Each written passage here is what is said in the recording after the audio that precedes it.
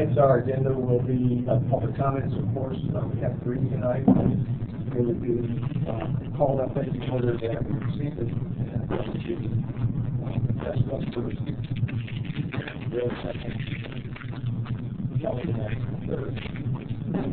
We also have the review for the approve the minutes. We'll be able to yet. So we do.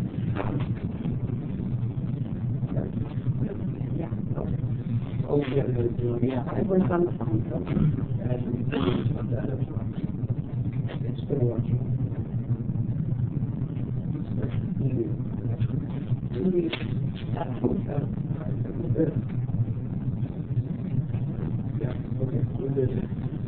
Then we will do review of the policy 1001, the code of conduct, and we will receive the kids report and there's a comments. Okay. And the first thing for tonight is the public comments, and the first one I have is Jasper C. Green.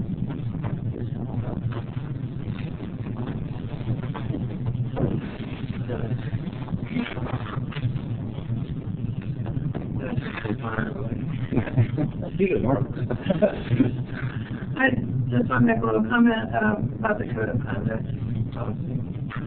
On page 17 of the packet, the section on endorsement of products and services. This is 2 lines long in the draft, and I think that's the old version. It mentions organizations. I'm going to read it. It says endorsement of products and services. Using position or authority with the department to endorse any organization, program, product, or service without authorization from the chief of police. I just think that's one of the things that's a no-no. So I wanted to mention, since it mentions organizations, I've been told that police department employees sometimes feel that they should not participate in community organizations because they might be accused of endorsing an organization, and so they are sometimes hesitant to even consider that. I think maybe it would be good to have a sentence that says something like, this, I don't know, does not preclude participation in community organizations, or constitutional rights are still there to participate in organizations, or something like that to make it clear. Because, I think if it's an organization that might be questionable, maybe it would be good for them to check it out with their supervisors. But generally speaking, I think it would really be great to have more police department employees involved, however they feel like in community organizations. I know there's some churches and some organizations that are sort of like pet projects of the police department sometimes, or the police union. But I think it would be great if it was much broader than that. And because I've heard this mentioned because this is in the code of conduct policy, they sometimes feel concerned about that. I just ask you to put something in there to make that more clear. Thanks. Okay. Next I have your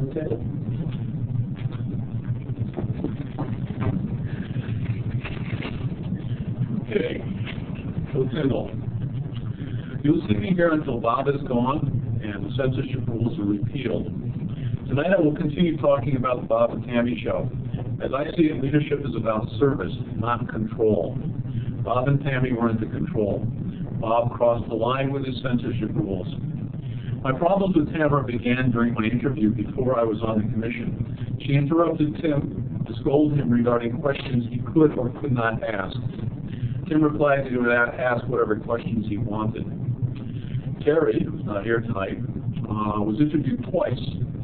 She may remember Tamara interrupting me to restrict the questions I could ask, and that I also responded I would ask whatever questions I wanted. Note that I tolerated Tamara interrupting me. Tamara asked if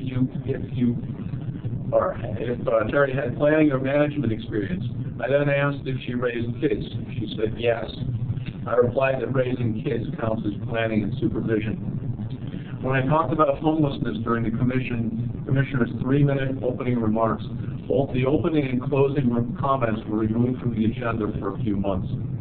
Restricting speech has been an ongoing feature of this commission. I am sad to hear that Chief Kearns is leaving. Are you getting out before things get really nasty? I am wondering if any of you have followed the social justice, Black Lives Matter, Antifa violence spreading across the country.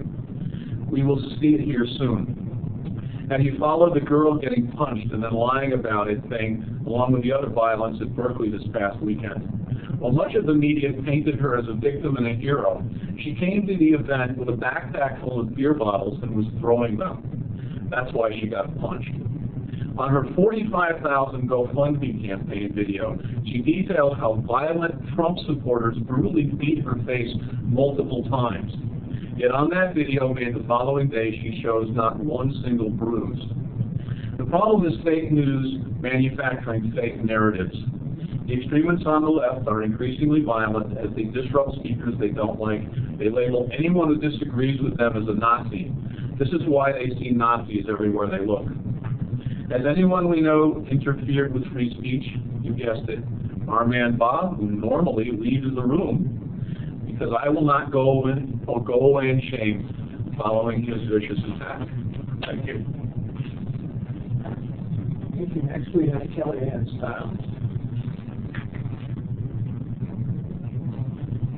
Hello, I'm Kelly Ann Stiles, and I come from Ontario, but I personally just wanted to thank you, Mr. Kearns, Eugene's department, and all of you for the couple of times that I've been here previously to try to raise awareness for victims of sex trafficking, asking that you do what you can to prevent it and to treat these people with compassion, understanding how, like my daughter, Shakina Belkanda, was rooted, being brainwashed, and suicide bit here.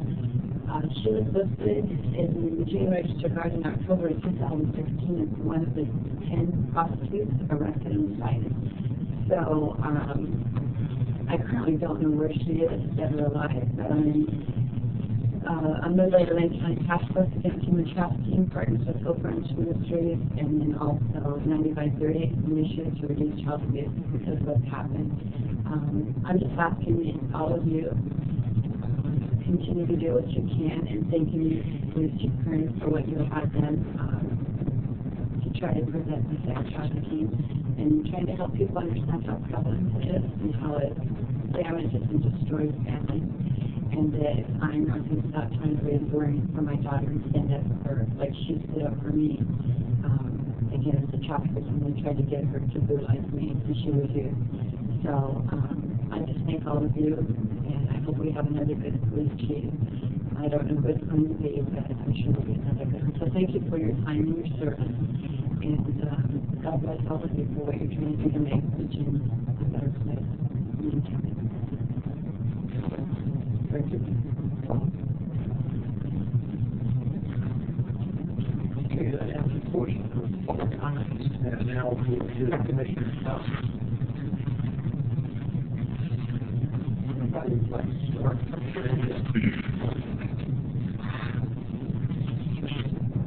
Steve, I want to say thank you, Chief Kearns, for your dedicated service to this honorable profession. I really appreciate all you've done, and I wish you much happiness in your next big adventure. So thank you very much. I will say that I have the top 3 items that I'll be bringing to the planning session in May from the Civilian Review Board regarding the policy, so I look forward to that. And then I have a question. I just want to throw it out there. I wonder if there's a role for the Police Commission in terms of selecting the next police chief or having some sort of input into that process. I don't know if we do or not, but it seems like it might be okay to have some representation in that regard. We'll get that out there. And then I do want to share, as you know, you probably saw a number of comments that I sent out regarding the conduct policy we'll be talking about tonight. This timing would have it, not much of that was able to be considered prior to the version we're going to see tonight. But I understand that there will be a subsequent version which does reflect some of those comments. So in order to be more efficient, from my perspective, I'm going to have a few that I'm going to touch on, but I'm going to probably focus more on the next version. I'll just share that with you all.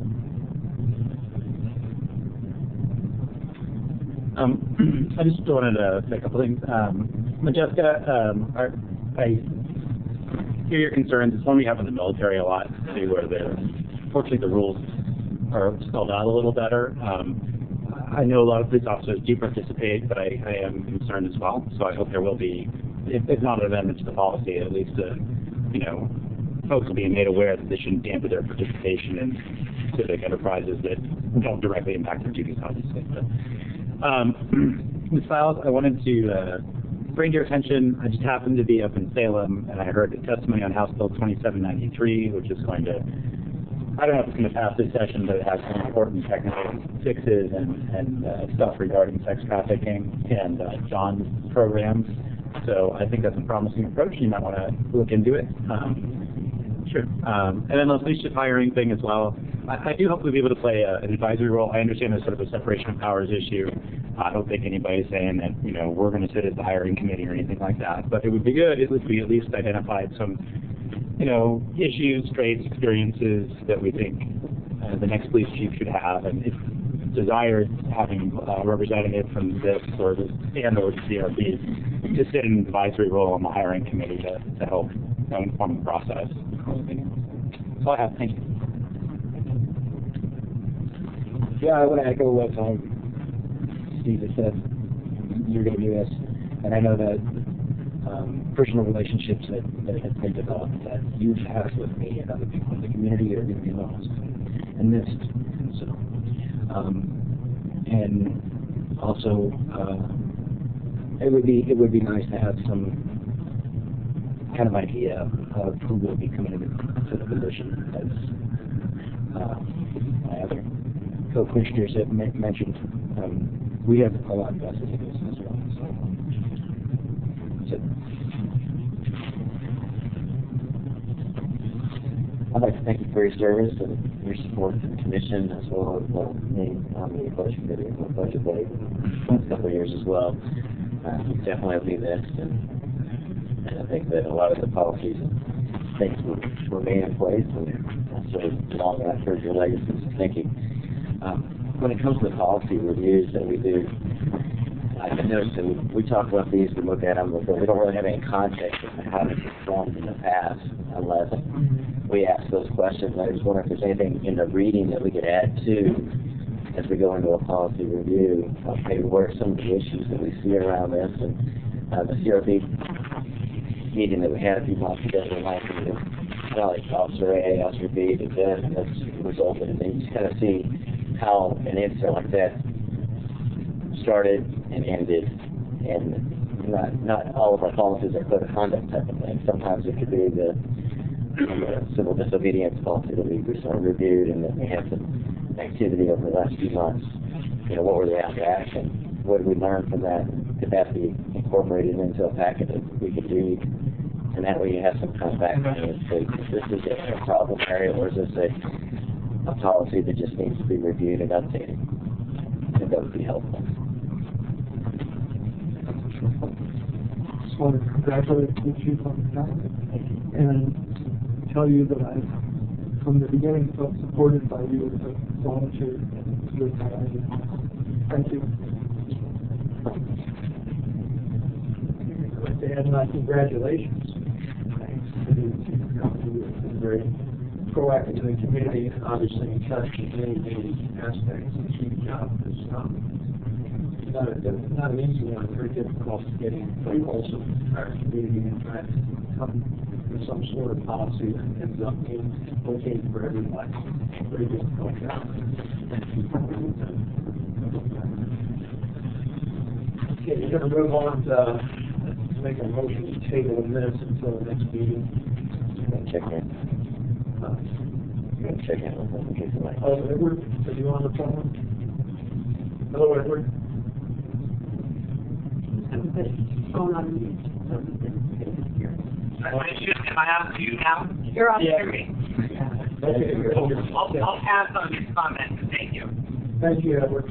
I will go ahead and make a motion that we table minutes until the next meeting.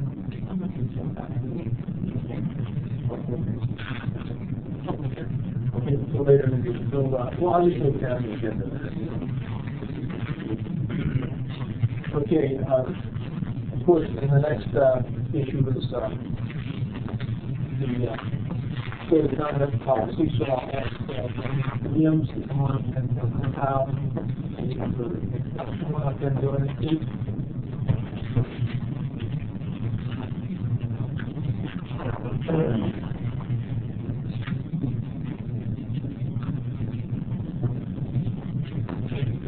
Hello.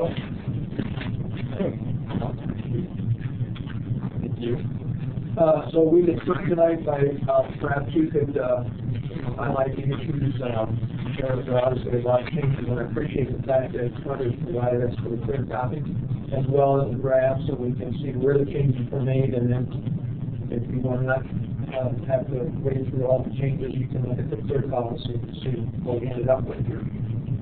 And maybe you'd like to make some comments to start off with, Kyle? Yeah, so I appreciate, and there are, as you can see, there are a lot of changes,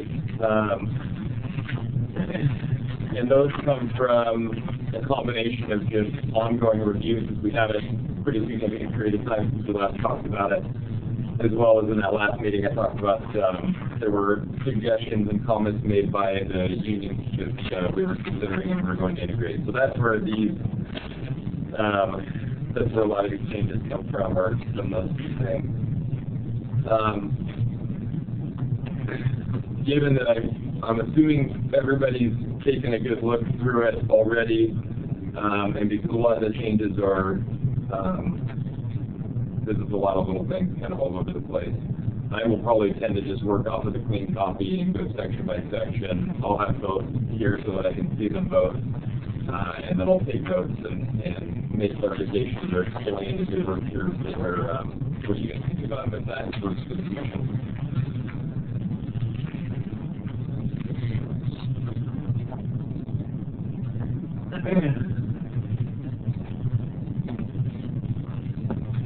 So the purpose and scope just kind of sets the baseline for where the policy's at. There was a portion that was struck through just for clarity. You'll see in the section for changes there. Any comments or concerns, suggestions about that? Philosophy and values is mostly just a continuation of that. And the law enforcement code of ethics, which was added in. It was there the last time we met, but it was added in one of the earlier drafts in this. And actually, since that's contemplated moving the law enforcement code of ethics up to the top thing so that it's in its entirety added. That's the first thing that you see. Again, it just kind of stood out below. So that may be a change coming in one of the future versions of it the next time we meet. Any thoughts or comments about the code of ethics needed in there at all, or in the way that it is? Okay. Discipline policy. So this is where we start to get into the meat and potatoes of it. And it basically sets out that the following stuff is all things that you can get in trouble for.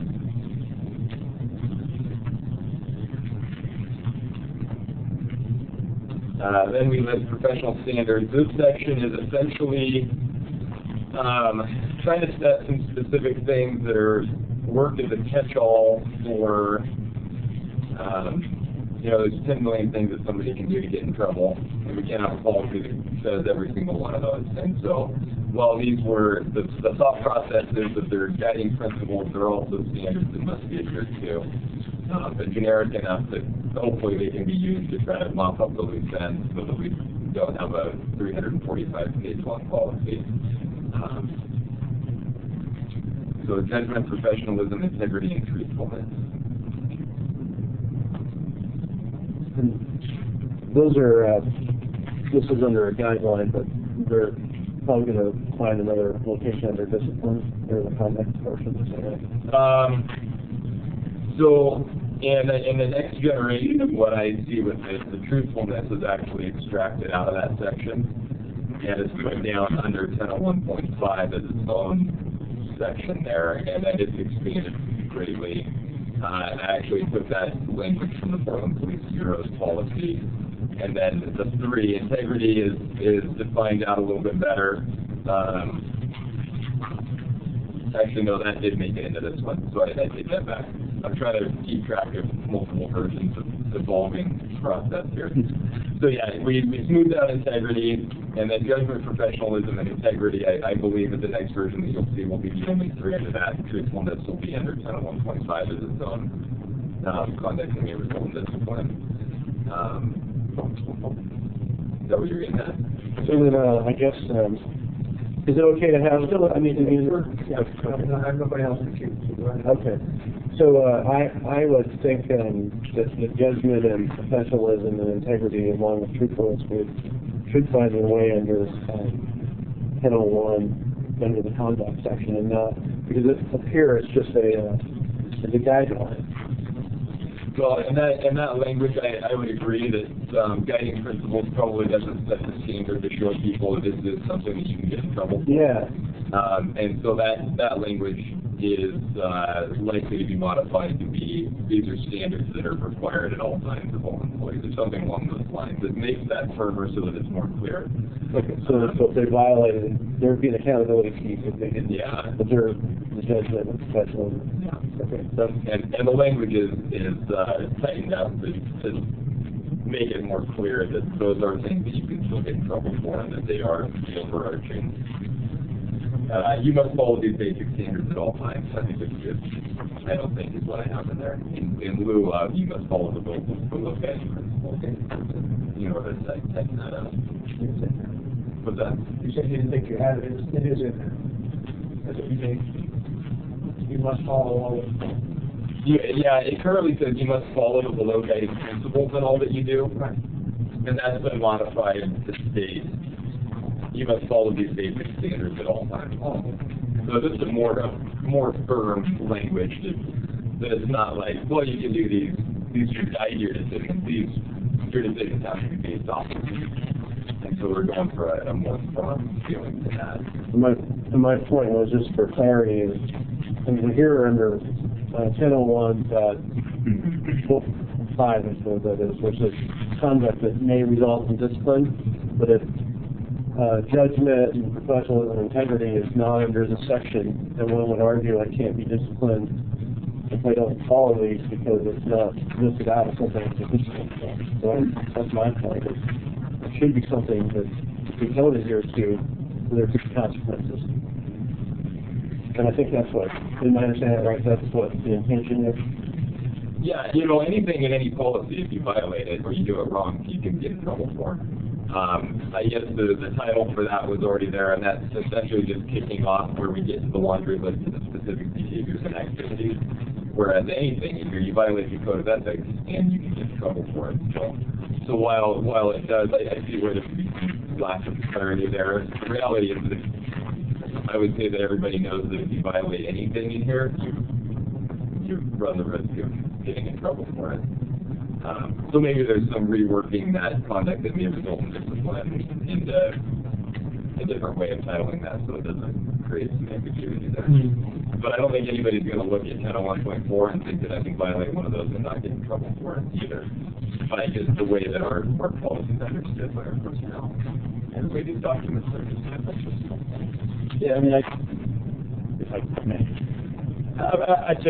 I really took 0.45 or 0.45 as sort of a more detailed version of what happened above. I mean, as a statement of values, the law enforcement code of ethics under 1001.2 is great in terms of things you could punish someone, discipline someone for under the Oregon Constitution, and it's not going to hold up. Largely because some of it's regarding personal conduct off duty and that sort of thing. I think later on it's very clear that, hey, this is really what you can be disciplined for. That there has to be some connection to your duty in some way. And it's just something we've run across, certainly in the military, many times, where conduct that people viewed as immoral based on that perspective was not actually illegal, and they would command would attempt to discipline them for it, and we'd end up making news in some unwonderful way. But as you separate it out here, the code of ethics, I think it's fine. I was just googling it to see if it was sort of a common thing, and it seems to be Very common. right. And so, I appreciate it as a statement of ethics of the profession. In terms of a specific disciplinary code, I appreciate a lot more detail than And really, in the next version, I foresee the Code of Ethics not even being under a numbered section, but directly under the standard speaking context, where it's not even. So it kind of sets the initial page, and it has that traditional feel to it for the front page of the policy, because the policy really begins after the Code of Ethics, and has better continuity from one section to the next, rather than having it kind of plugged in off the thing in the middle. So. I think it kind of reinforces even more your point where it's separate than the enforceable policy, but it's still doesn't. Well, it would be that it's almost and then, okay, really. I made an awful joke to my brother-in-law. He may hate me now, but probably not going to reflect on my. Probably not going to be held in Right, yeah. Okay.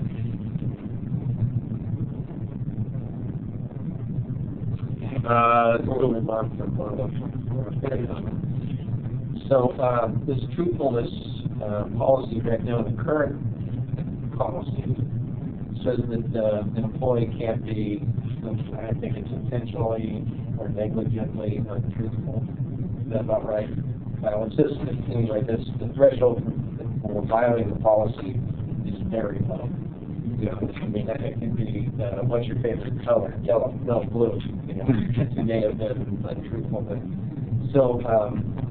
But in law enforcement, the threshold standard for this should be a deliberate act.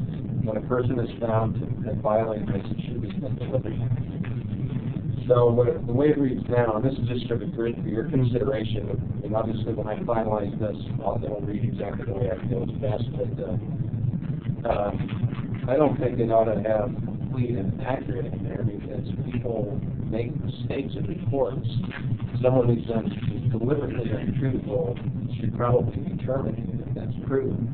But someone who makes mistakes in what they say or what they write, that's the equivalent of being deliberately misleading. So something to consider as you contemplate that. Yeah, let me just read for you what the next version of the truthfulness section, because that might cover some of those thoughts and concerns there. And so this is Portland Police Bureau's truthfulness, and it's about a half page, so bear with me here, and it's very well written. The integrity of police service is based on honesty and truthfulness. No member shall knowingly or willfully be dishonest or untruthful in giving testimony, in rendering a report, in any official or written communication, or in giving any statement about actions taken that relate to the member's own or another member's employment or position. Being dishonest or untruthful includes knowingly or willfully making false statements, knowingly or willfully falsifying work-related records or official documents, omitting material facts and material information, or answering questions or providing information in a manner that is evasive, deceptive, or misleading. These requirements apply to any report or communication concerning Bureau business, including but not limited to oral communications, written reports, transmissions to the Bureau of Emergency Communications, and communications with members via radio, telephone, pager, email, text, or mobile data computer. Members will not make any false statements to justify a criminal or traffic charge or seek to unlawfully influence the outcome of an investigation. Members are obligated under this directive to respond fully and truthfully to questions about any action taken that relates to the member's employment or position, or the employment or position of another member, regardless of whether such information is requested during a formal investigation or during the daily course of business. A limited exception to the standards in this directive is when deception is necessary due to the nature of a member's assignment, such as an undercover assignment, when necessary to acquire information for criminal investigation or for public safety, or when necessary to protect the physical safety of the other member or others. The use of deception in these circumstances must be for a specific and lawful purpose and must be temporary in nature. So I think it kind of covers what you were saying there, and it's a way better truthfulness statement. And I tentatively have that entire thing plugged in here under a truthfulness heading under 10.1.5. It'll obviously require some tweaking for our use, but And I think you'll be a lot happier with that. That's great. The only thing I would add is you may want to consider adding a statement about an affirmative duty to correct a mistakenly untruthful statement. You know, an officer is mistaken in a report. It comes to their attention later that they were mistaken. There's an affirmative duty to correct that. I think there's always a reluctance when you find out you're wrong about something to come forward, and so putting that out there. This is okay. You know, we're going to expect an officer's location that you're wrong about things, just human nature, and that they will come forward and correct that. Consideration will be given for someone who rectifies or corrects or I don't know something. Right. I don't know. Yeah. You might want to think about language sometimes. Yeah.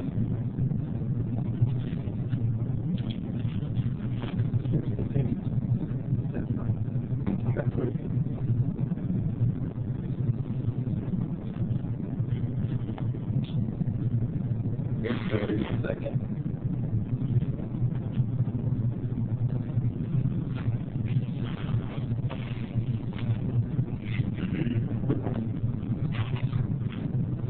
Abuse of position or authority. You may not use or attempt to use your position, credentials, or badge, and then there's a list of different things. Yeah. About one area for consideration, and my position would be to try to remove stuff that can be subjective. You could have 3 different people and 3 different positions on something, and part A here is like what constitutes personal gain or advantage. If there's a way to remove some of the subjectivity, I think that would be good, because otherwise it just be the luck of the draw.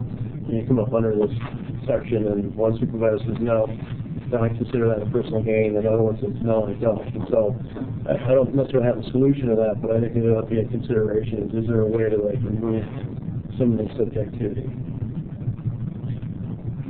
And then the other part on that is it says using the position to create an advantage. But what about for somebody else? Because it says it's meant like a personal or financial gain or advantage, but maybe a family member, just should it be a little broader than that? Like if you use your position for personal gain or advantage for anyone. And that's not necessarily there. It's just limited to officers. I want to say the military has an exception for discounts and benefits that are available to a large class of people, like members of the military or police officers, and that would be more of a just a carve out. Or I don't know, under state law you're allowed to do that. Yeah, we are. Okay, so I just might add a clarification there. The one thing that'd be a little bit complicated with your comment, Steve, that just occurred to me, is if you're talking about a benefit for a family member or a friend, as opposed to, and maybe it does make a difference, but a different scenario where you've got a homeless person that you're trying to leverage some positive will from a community member to help out a homeless person, or a situation where you have a victim and you're trying to find resources and soliciting assistance from resources, whether it's organizations or whatever, and how that can look. So I think that would be one way would be complicated in figuring out where you draw that boundary. There may be a benefit that's helped the community as a whole as well. Well, and I kind of I'm letting this stuff be modified by the heading, which is abuse of position or authority. I'm not sure. That's true. Okay, yeah, that's a good point. Helping somebody out is necessarily wouldn't cover under that heading. That's a good point.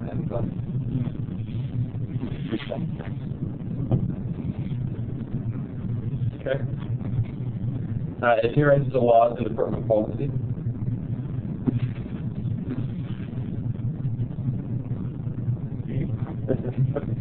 So under C, knowing or negligent violation, I'm worried about the negligent in terms of actually being enforceable.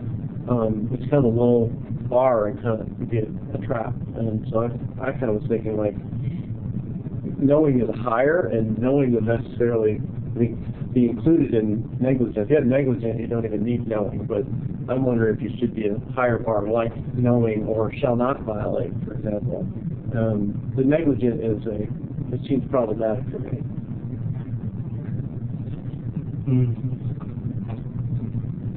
So you give an example, Steve, you think of a scenario where it would be a problem?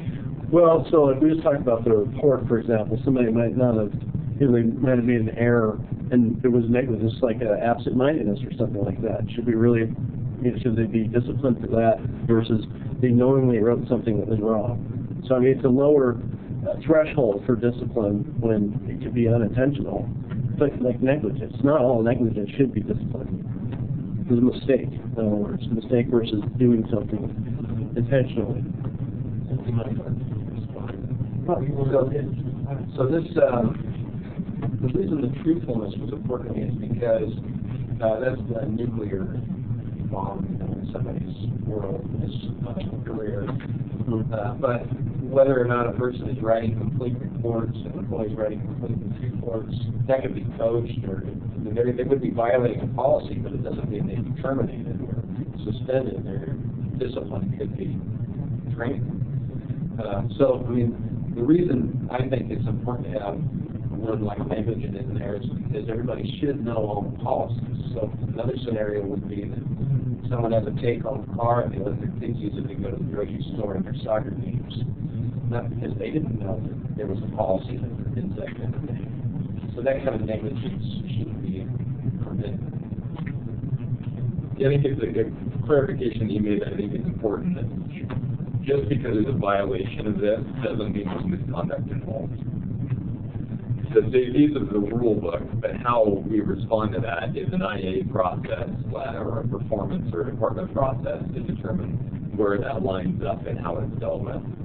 So depending on what the violation is, it can be handled in a lot of different ways. It doesn't mean that every violation of this is looked at as misconduct, which I think is an important clarification. One I've seen most is negligent discharge of a firearm. And I think we all agree that's a pretty serious instance of negligence that, is going to get some kind of attention. Not necessarily termination, but some kind of attention. Yeah. So I agree with you. It tends to get more degree.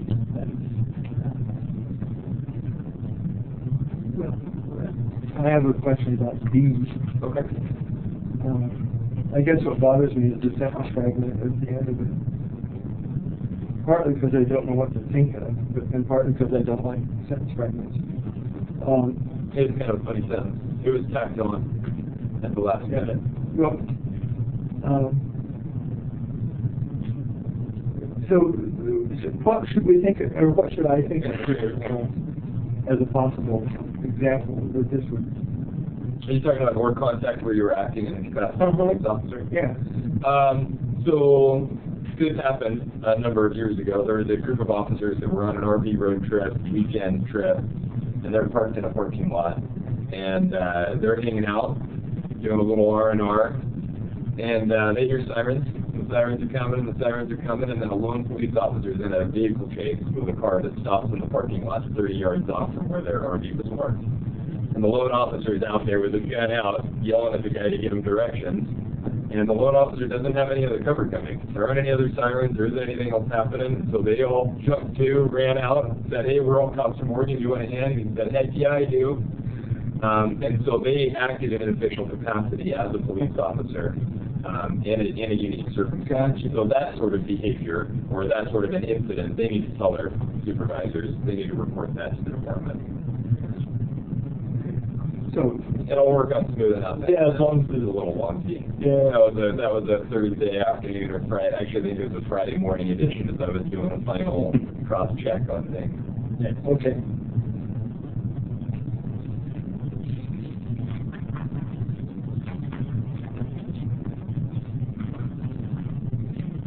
Any other thoughts on that section? Associations with felons and indicted persons.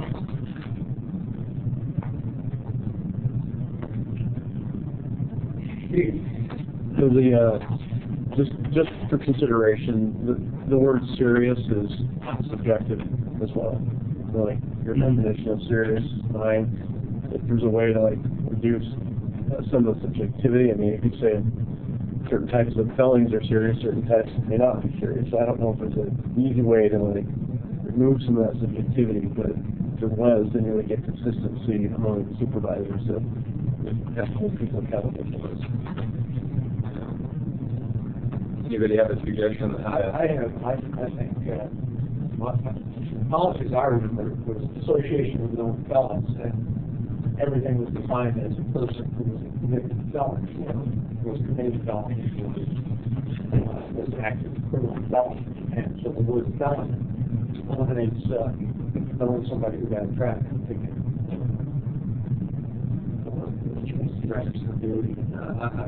I'm saying that's serious enough arresting for doing that. It doesn't rise to the level of felony. So I think you can get to that.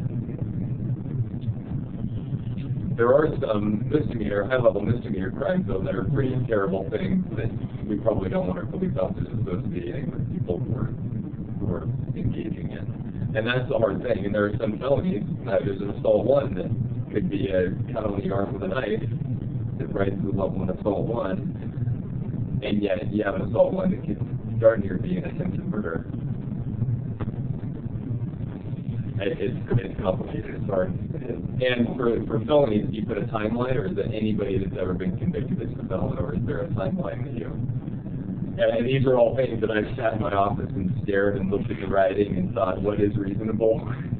And I'm having a hard time coming. I noticed in Portland's discussion of this topic, they had a 5-year. Yeah. So presumably after 5 years, you could. Yeah, I looked at theirs also on that, and I kind of like that too. There ought to be some we shouldn't statement about that. It seems to me. I don't know. Well, I thought we addressed this pretty well. With you engage in or continuing to engage in language. I have that about too as well. Ex-con, going straight. I mean, that's the kind of person we want to be. Just hanging out around, not the ostracized from the society. But I like the way it is. Serious, we try and get language.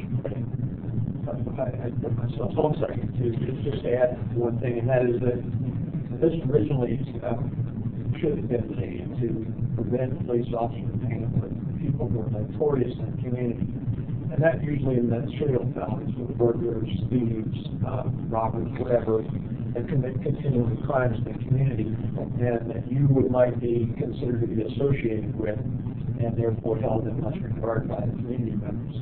So I think if you keep that in mind, maybe you would be able to correct it in a way that would show that a person having convicted of one assault would not be directly community, especially if they were rehabilitated. But a person who's continually breaking houses and is known in the community to do that, or a known drug dealer, a gambler who's conducting illegal operations, that kind of thing. Those are the kinds of notorious people clearly associated with it. So like that way of thinking about it and looking at it. I don't know that I'd put it into that perspective. Yeah, I don't know how to write that. I just find somebody else has figured out how to write it. Very good. Far away.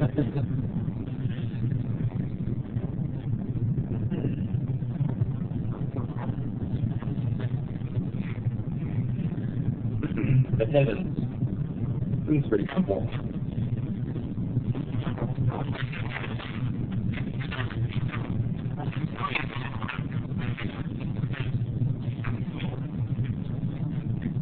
No concerns, no thoughts, no questions? So, one thing I had in there is you structured me the last sentence of speech. Paragraph C, you said without reading those speeches. I assume that was in there to excuse people who had a good reason for this assignment for reporting later and like that to the job. But if we strike that out, does that mean there's never going to be any excuses for anybody ever? Or are we going to the chief of the police still have discretion to for good cause? I mean, if I'm late for work, but I stop at an accident scene to aid people who injured in an accident, that became feasible tardiness. So I just wondered why you might want to take that out.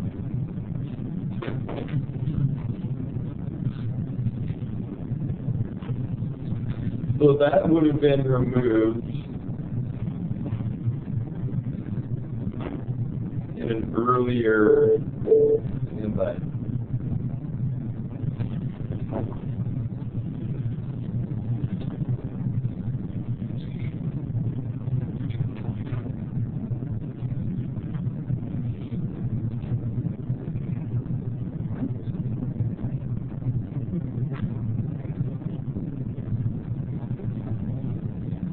I don't have a note on why that was removed, and that was not in, so there's, at some point, there must be a handful of these changes that crossed over because these documents have been modified over and over. And that was removed earlier, and I have a stack of notes about why changes were made in previous iterations. I thought I had it boiled down to what we had in our current document.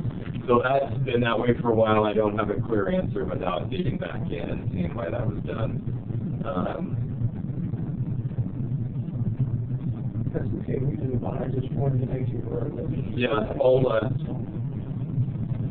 mark that on my sheet here and see if I can come up with something there.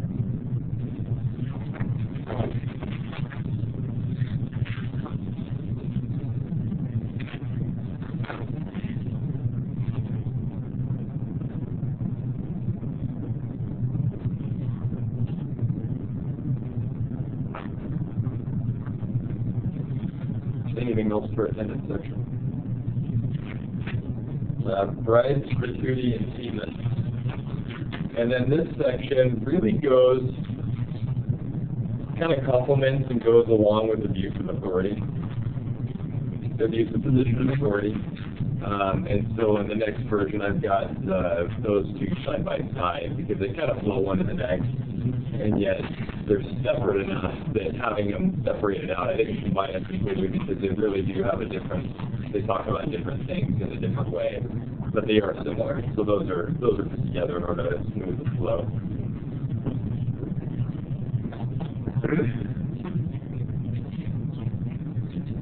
I think there's no other thoughts or concerns about that section. I have one concern overall, and there seems to be a lot of changing employee to your, and sometimes you go back to employee throughout the, and I assume there's a reason for that, but it seems to be confusing when you keep doing changing pronouns and there and there sometimes instead of all employees. And I just, I wondered what the thoughts were behind changing it back and forth like that. There are, yeah, it won't be in the final version. So there's enough for kind of melding and mixing.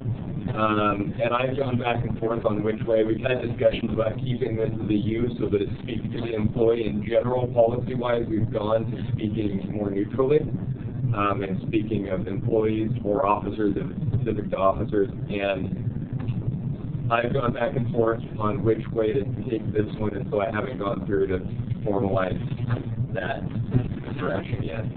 So that's something that will happen in the final page as we do the final formatting corrections, and then that'll get adjusted. Since bribery is a crime, we might just scratch the word bribes and a. Okay.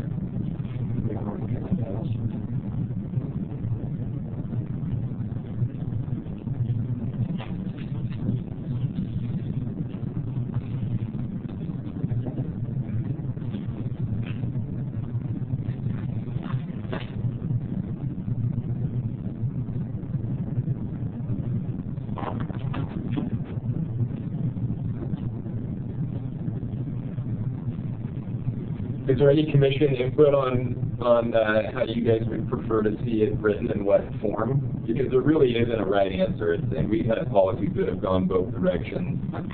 Like I said, the general direction that we've gone over the last number of years has been to write them in a neutral language where we don't speak directly to the employee. But there's been some mixed discussions about what has the most impact, the best impact on this one, and that's something that's open for the semantics, but that sort of thing can also have a bearing on how it's perceived.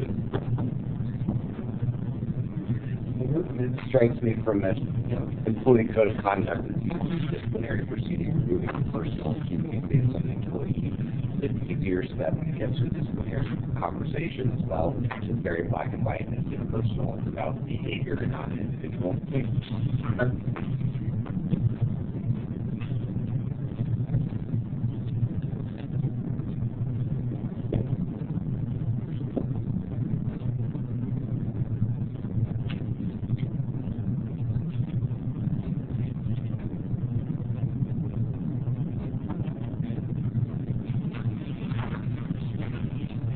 Courtesy.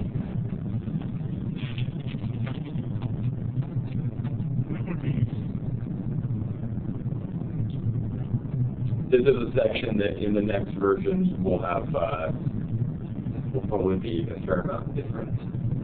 Other Portland police take where they have a really nice, eloquent way of putting into words and pretty thoroughly covering, while also giving officers a little bit of latitude, given the unusual nature of what we do.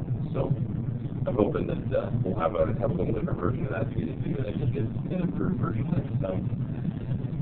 So that'll take us into conduct.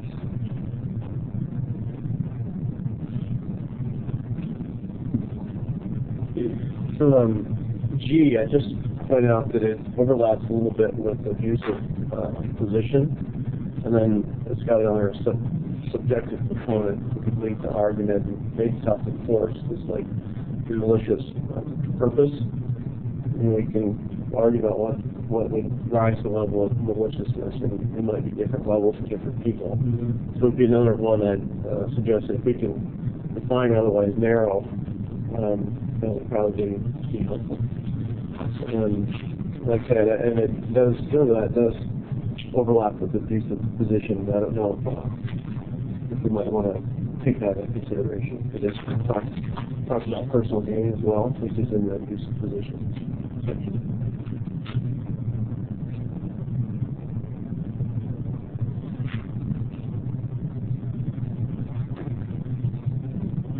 Yeah, we had ongoing discussion about the placement of a number of sections in here, because a lot of things you can kind of weasel into different places depending on how you look at it. I don't have any strong feeling either way on that.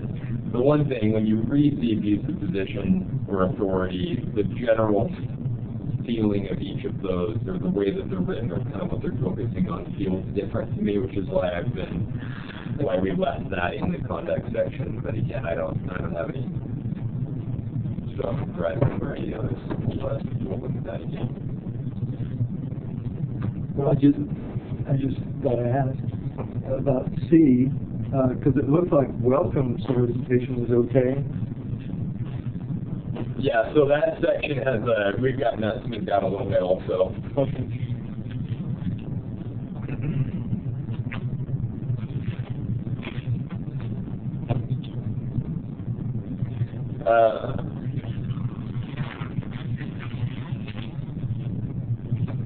Thought it was there, and it wasn't. So the most recent version of that is unwelcome solicitation of a personal relationship outside of work while on duty or through the use of one's official capacity.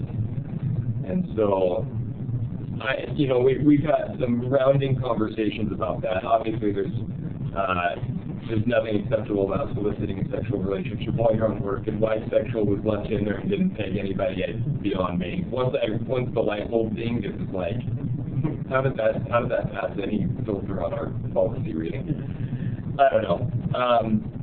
But there are some circumstances, and there is some discussion about just prohibiting any solicitation of any sort of a relationship while you're on duty. At the same time, is it realistic? And there are times when you work with a DHS worker on an ongoing basis, and there's obviously a little bit of a connection. Is there anything wrong about sparking up that, hey, you want to go get coffee sometime? Obviously, your crime victim is not somebody that would be very, very inappropriate, and that's pretty clear. But our jobs, we interact with a lot of people day in and day out. And is it reasonable or realistic? Is it a realistic standard or a reasonable standard to say that you flat out you cannot meet somebody personally while you're at work. I mean, it could be the barista that you go through the coffee stand every day, and there's obviously a little bit of a connection there.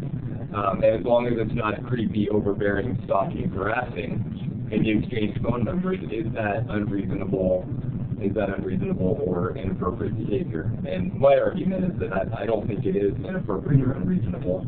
And if it is any one of those unwelcome, harassing, inappropriate, then I would very much hope that that person would make a complaint, and we would very carefully deal with that employee and correct that behavior. It's a slippery, tough slope, and that's where I tried to clarify that the relationship would be occurring outside of work, and that the solicitation of a personal relationship is just that you want to go get coffee sometime. What struck me reading this section is that it requires an officer to have sufficient predictive abilities to know when horseplay is going to result in injury, or to know when solicitation is going to be unwelcome, and that's all I think that it really. Yeah, the horseplay section, there was some discussion around that with, so we don't want to just ban horseplay, because banning horseplay, what rises the level of horseplay versus what's joking around, playing a prank, very acceptable, low level, screwing around, and do we really want people in a job that's as difficult, stressful? There's got to be some outlet for being able to have some level of appropriate camaraderie and playing around with your coworkers. At the same time, it could be written in a way that, and I've got some notes on additional thoughts on that section. It could be written in a way where it's behavior that is likely to cause, or something along those lines. The thought process was, I look at it as being the other direction. That yes, it's horseplay that results in physical injury, but if you're doing something that is likely to cause physical injury, it's probably not something you should be doing. So we can turn that language around, and I've got some discussion about that already, or some notes about kind of how to do that a little bit better. But that was what we were going for, is not just if somebody doesn't get hurt, then you're in the clear this time, but still trying to set a bar where reasonable camaraderie building, de-stressing jokes and screwing around with your coworkers is reasonable, and gives a little bit of latitude. But where if it disrupts or somebody gets hurt, then obviously that's not good. I get you.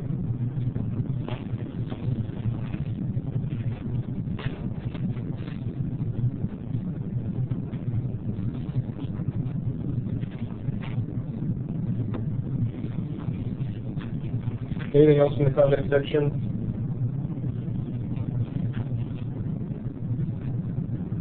Going. Confidentiality of information.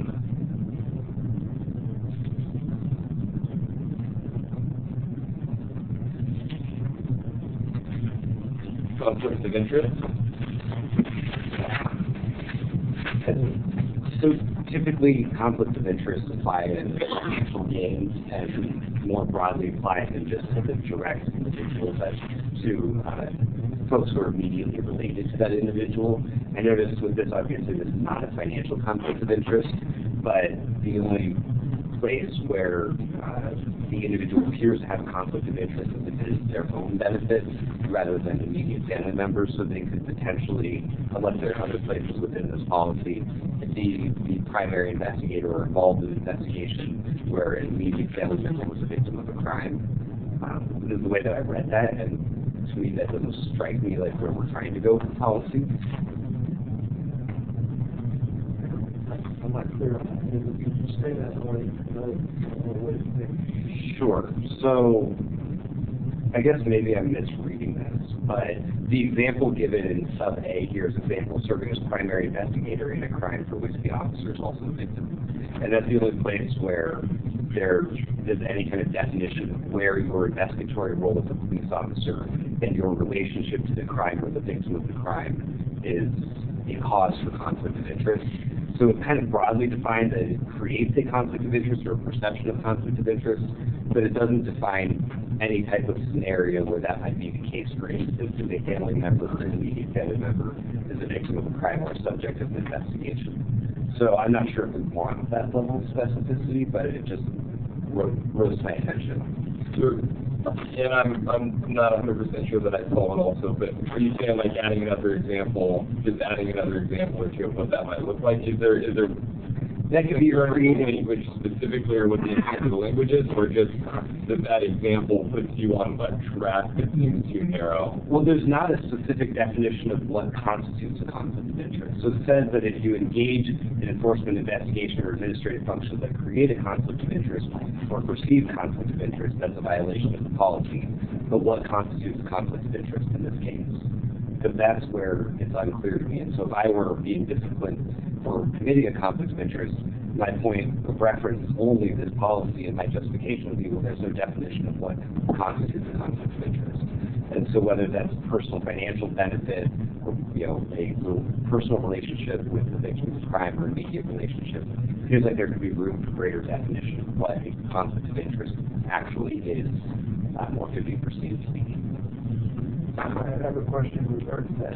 Is there any state law that defines what is conflict of interest might constitute, or PTSD have certain guidelines that tell you what is a conflict of interest? Let you know what's advertised. Nothing comes down off the top of my head, although it very likely could be floating out there somewhere. I have no idea. And then further on subsection C, personal motives are very difficult to ascertain unless they're admitted to or evidence to some sort of documentation. So you may want to look for a different approach to that as well.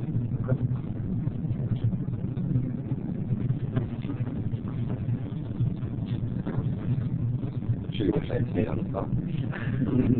I'm happy to have your suggestions and ideas. That's what we're here for.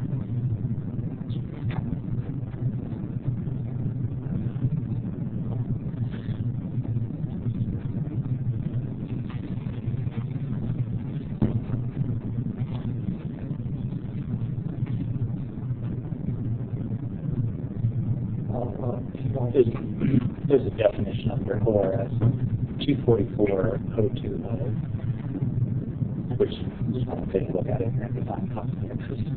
Okay. Government. Appreciate that again.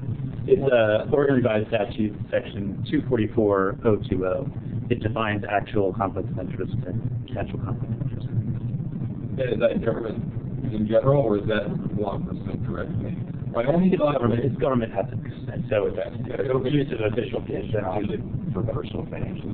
Yeah, we're going to consider that does, because in law enforcement, a conflict of interest can be a very wide, and I'm sitting here trying to come up with a random sampling of examples, and of course I'm drawing blanks, but it seems like a conflict of interest can come up or arise in a lot of different scenarios or in a lot of different settings that we find ourselves in.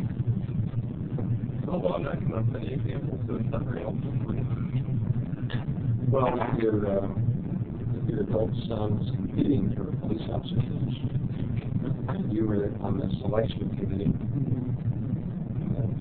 Yeah.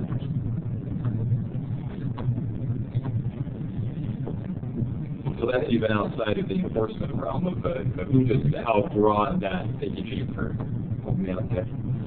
Just how broad that can be, which again is why some of these are difficult to define, because we're not in a job where we make widgets, and if they're outside of the specification, then we can say, well, they got to be this and this, and if they're outside of that, then it's not right, we throw them out.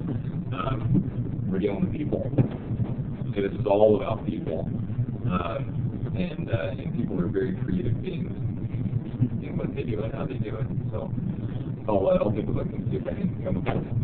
We just don't want to bargain rep to ruin a legitimate term because we don't have a good definition for it. Yeah. That have bad case law as a result of it.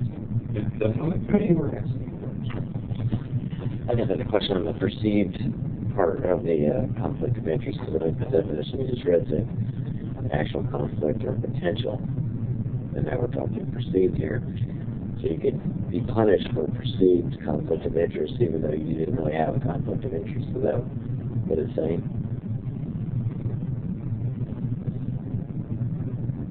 I suppose it is, and that's where that varying level of response would come into play, where obviously the response is going to be much lower. And yet at the same time, if you engage in behavior that is likely to cause a perception of conflict of interest, you probably should recuse yourself from that and not be engaging in that. So I totally see where you're coming from, but there's also another side of it, that if you know that what you're doing is going to look bad, even if it isn't bad, it's probably something you should rethink your method. Now, you get a week on the if I'm doing that, then I'm going to do it, and then I will have committed a conflict of interest, and it won't be perceived anymore. And then you'll get your day on the head. It supersedes you have a conflict of interest, I guess, and defining that more, I think, would be better. I don't know that definition said perceived. It's just struck me. That's interesting. I'll make a note of that. Especially from those that we don't have to break the agenda, so value something.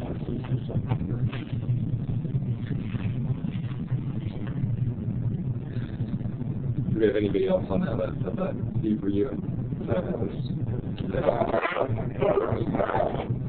Oh, I thought you said Steve was next. I'm sorry, Scott. Oh, okay. I knew I heard a Steve in there. I just wanted That was Scott. Sorry for pulling it out. All right. So let's do this. Yeah. This might belong back in the conduct part, which is why I'm bringing it up here. Okay. It seems to me there might rightly be a bit about retaliation being prohibited. It seems to me appropriate in this. I know that some police conduct groups have Portland has it. They have a whole section of retaliation. It just seems to me minimally good as a reminder to people who read this, and maybe as education too, for people who read this. I don't know if it would come under the context heading or in its own little separate. Yeah. It's been a big issue. Yeah.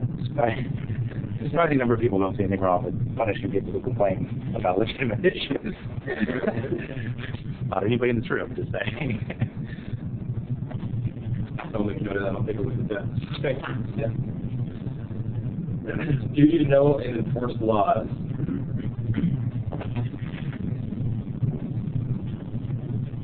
Okay, and Edward and then Scott.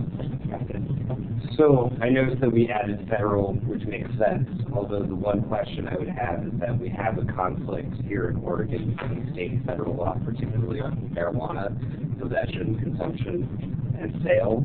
And so is there any concern that we would be creating a gray space here for officers because they're failing to take action to enforce federal law? So first of all, marijuana, and then second of all, with cooperation with Immigration and Customs Enforcement, we have state law that prohibits cooperation. We have the federal government attempting to coerce cooperation for states that are, and we also have a city code that may also do so. And so I just wanted to raise those two points of conflict for consideration. I don't have a solution to it, but just noted. Yeah, one small clarification. It looks like federal law was added. That section was just reworked, and so that's why it looks like it was added. It was in there previously. Your concern is valid. Do you have a thought on that? Well, where appropriate goes.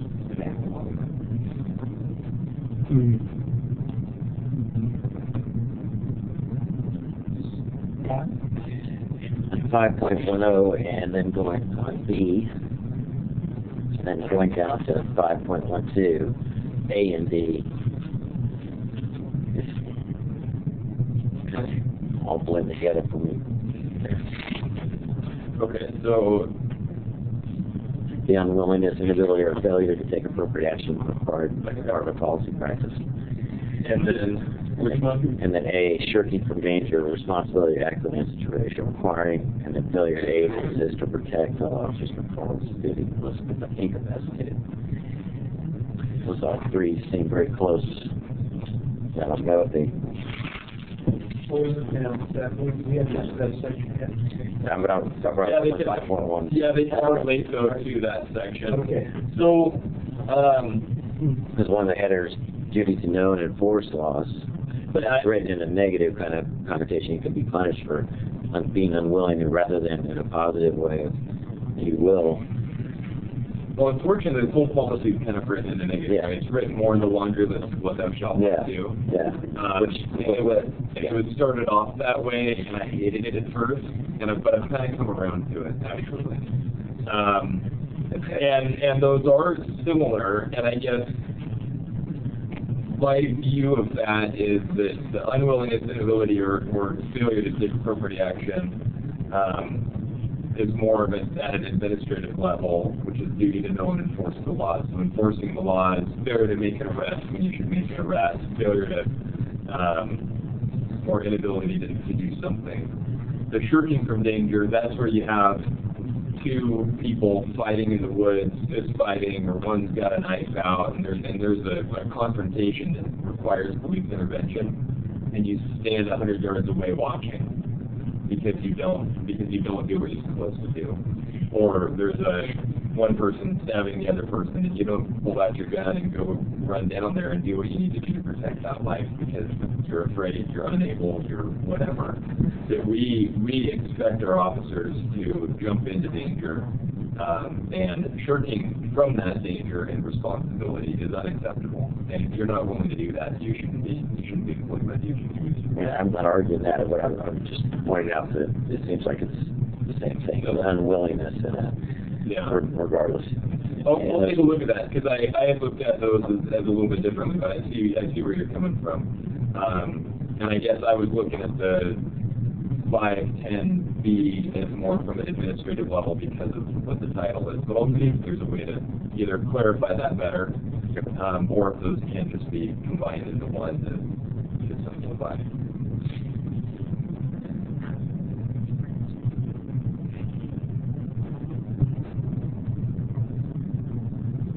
Now the 512A and B, I think they are similar. And I wasn't comparing those to A and B in that way as much as I was to B to A and B. About it. Yeah. Okay. I don't want to jump ahead. I think there's nothing in between there. All right. Yeah, I see what you're saying. I'll take my look at it and here's a way to clarify that. Anything else about duty to know and enforce? Duty to identify. That was kind of a mouthful of a section. But actually, let me take a look here real quick.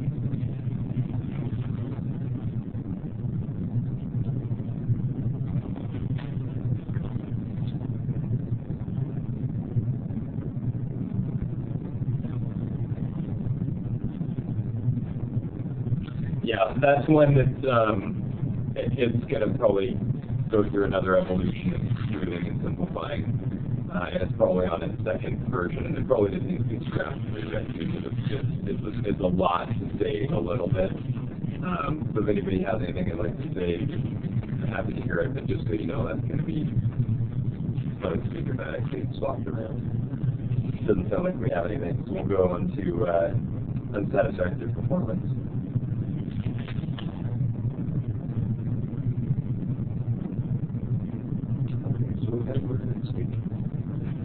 I guess I take a little issue with the phrase shirking. I know that we expect our officers to jump into danger. But shirking really is like kind of the judgment of the character of the officer rather than the action that they're taking. And I think that, again, I mean, just this is always my bias when dealing employment policies is that we want to constitute the action itself and not whatever emotions may be behind it or the character of the individual committing the actions. And so if it's really avoiding danger and responsibility to act or failing to act, in the face of danger or when I expect to do something along those lines that is more action specific rather than a categorization of what that person did and how they did it. That makes sense. We had long debates about that word. Yeah. Pulled up the definition, and there's a couple of places in here. Foster is one. I don't think we talked about it, but there's where we talk about fostering and safe and respectable. And while there are specific words that can encompass part of that, when we pulled up the definition of shirking, what pops up is avoid or neglect, unwilling to do, evade, dodge, avoid, sidestep, shrink from, shun, skip, miss. I think once we really looked at the totality of what that represents, it encompassed a broader standard word or message, I guess, to those that are reading or that are following the policy. And we had those same discussions, and we'll look at it again and see where we land with it. Because I agree, we went around the table and back and forth on what it was, and yet there's a part of having all of those definitions within that word that helps set the standard for on a bigger level, and not just at a policy level. And it may be that it's better to just boil it down to something more simple. But there's a little piece of me as a cop that I kind of want to capture all that other emotion that goes along with that. So trying to find that balance. You got speed and the chief, and where did you want to be? Just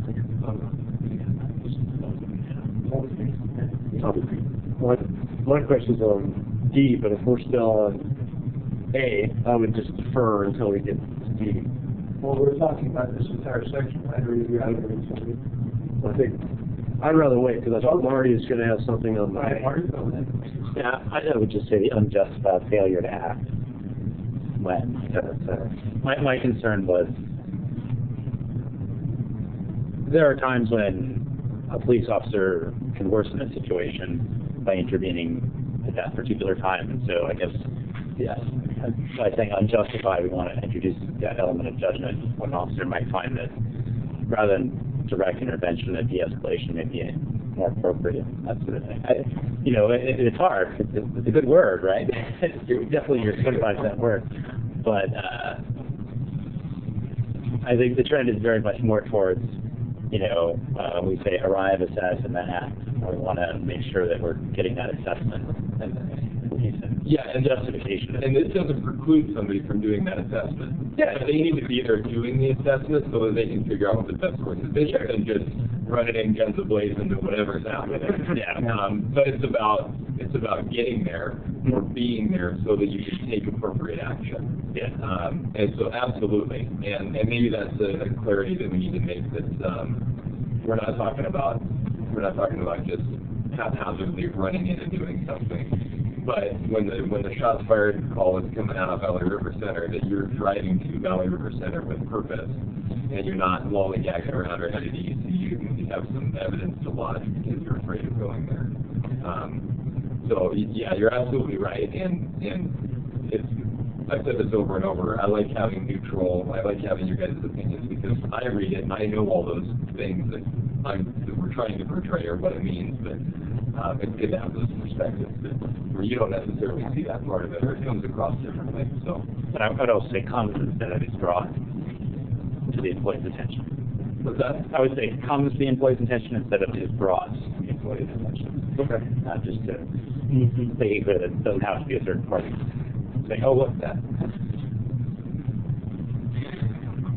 Lots of thinking. On that, I mean, I guess the way that I look at it is it's not about the employee's state of mind, it's about their actions. So, I mean, they could be letting their pants internally as long as they're driving to Valley River Center. I guess when I hear shirking, it makes me feel like the state of mind was conveyed more than being a wolf. And that's not what we're trying to get at. I mean, I know we want them to act free, leave us free, it's not a requirement of the job to be acting in a manner that may be perceived to be free. And so that's just where I try to draw that line. I appreciate you had about this comment, so I like that. Yeah.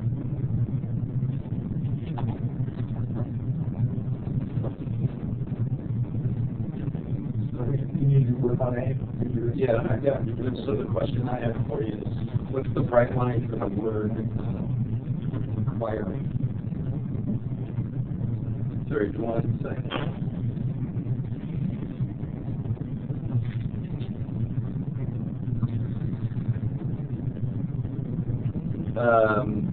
Where is that? So it says, to act in any situation requiring police attention is brought to the police attention. So where is it clear to you what's required and what's optional, discretionary? I think I thought that heard about that. So just make a note. We'll have to consider that. Before we move off A, I did myself on this because I was thinking why all the officers did discussion. It came out to me instead of this positive kind of section. Why don't we affirm the officer's duty to respond to situations which require his attention? And when I say require, maybe key concern would be notably involve taking action by the police because of the situation before it. I mean, those kinds of words imply that there must be some action taken first, and it doesn't, and takes that failure to comply away from the sanction by not making it look like the officer not doing his duty, but by affirming that he has to do, has to perform when he sees a situation that needs attention by the police. So I think, in plain language, I guess I'm saying he's stating that every officer's responsibility when they see something that requires police attention or that obviously needs police intervention of some sort, that they perform their duty to do that and not make it that they're not performing their duty by shirking. And so it kind of answers something. I'm not sure something, but that's kind of what I was tracking. I think I'm tracking what you're saying. Basically, making it into a, rather than being that you must not do this, but this is what the expectation is. Right. I tried to say that same thing earlier. Yeah. You were close. We're getting there. Somewhere, Anybody else have anything on the page?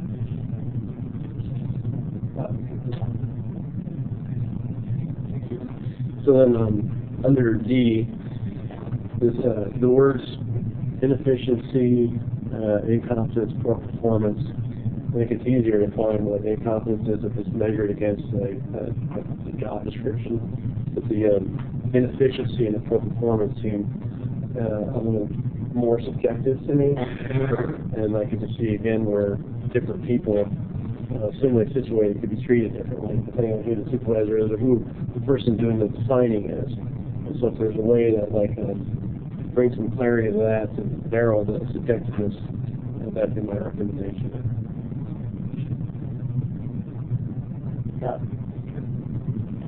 On C, the physical conditioning and the qualifications. Is that it's pretty broad there. Are there more definitive standards? There is no physical fitness.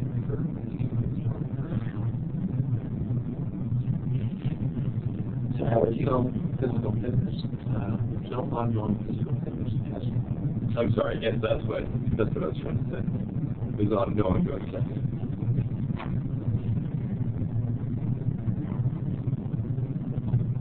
Okay, and then what about the other qualifications? What's that? As a police officer here, Eugene, do I have a training file that says the following things make me street ready? Yeah, there's all kinds of ongoing training required in order to maintain certification. That under an overriding header.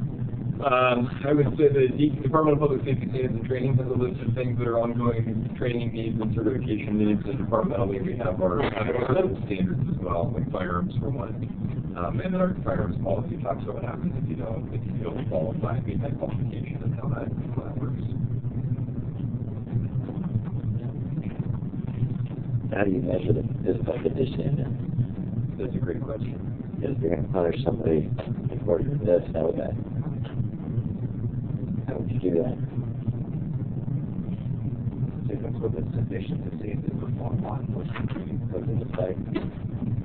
My assumption is that right line is your physical conditioning and such that you cannot take it before the students. I don't know.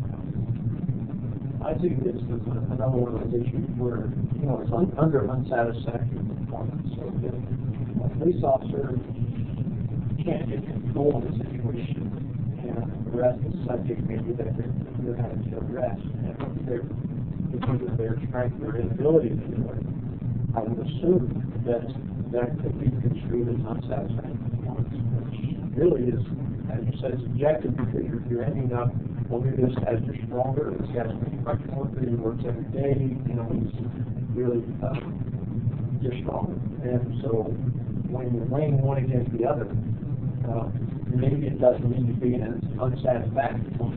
Maybe it needs to be somewhere affirmative, again, saying officers need to keep themselves in shape because they need to, in physical situations, they need to keep themselves in physical condition. I don't know how you can punish somebody if two people beat them up and you couldn't fight them both off and say you're not feeling more in shape, and so this is a really tough standard to, if you're saying it's unsatisfactory, that's what they would be charged with, is unsatisfactory performance, but not being in physical condition. I've seen officers start out 100 pounds when they start on the department and end up 300 pounds 15 years later, so it's a part of the aging process or whatever. And I just don't know unless you have an actual physical standard that you held to any form of training or annual training required to pass physical tests. Enforce this.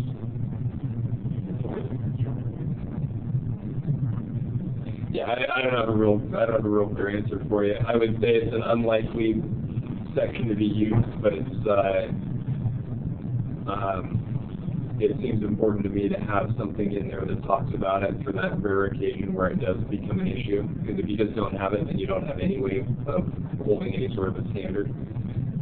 We don't have a good measure of how we would enforce that at this point that I'm aware of, unless there's a scenario or a situation that's going to be different. Yeah, I think if there might be a better way to put this rather than state failure to maintain physical conditioning. To say basically that we'll have to think about the language to maintain control or to sustain a level of physical condition that enables one to safely perform their duties. I'm aware in other departments times where police officers, for reasons beyond their control, are no longer capable of physically capable of doing their job. Now, that's not going to be something they're disciplined for necessarily. They can be removed from duties until they can medical leave or medical retirement. So there has to be a requirement that all police officers have a certain level of capacity. Or even it's kind of along those lines of injury. The physical conditioning isn't just height, weight, and how fast you can run a few miles. But you've got a bumped up shoulder or a banged up knee or something. That's part of your physical conditioning as well. This is under punish. You will punish for. Yeah, this one. Yeah. That's what I was saying. Because there's some sort of overarching standard of qualifications, and a failure to be able to make those qualifications could, depending on the situation, you can be punished for that if you're just not doing something, failing to qualify with the weapon, not maintain certification with a tool. I don't know. Yeah, that's a good point. Yeah, right. Letting your driver's license expire. Well, is that it's necessarily language, but does it even belong in the code of conduct if it doesn't belong in another document somewhere altogether? Or is it in another document altogether, we can just strike it from here? We'll take a good look at that. I can't say I even thought 2 cents about that one. I mean, I really honestly glossed over it and it was a non-issue, so I'm glad you brought it up and all those thoughts totally made sense. We'll take a good look. So, yeah, I think it's going to be problematic if we start setting metrics for officers. So, just that.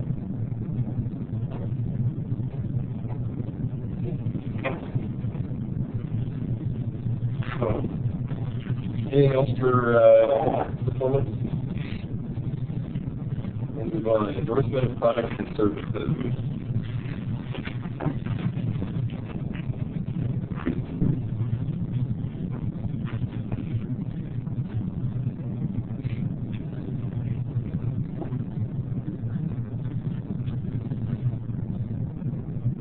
Illness or injury and sick leave.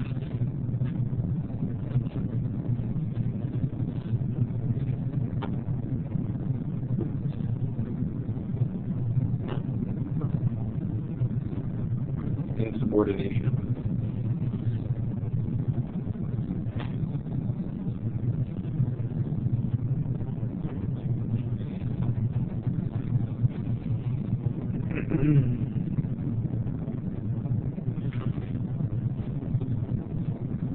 Intoxicants, alcohol, and controlled substances.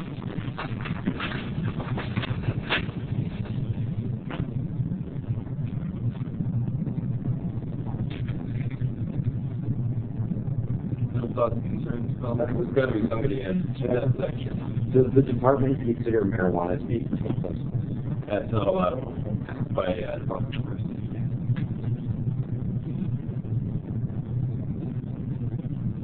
Neglect of duty.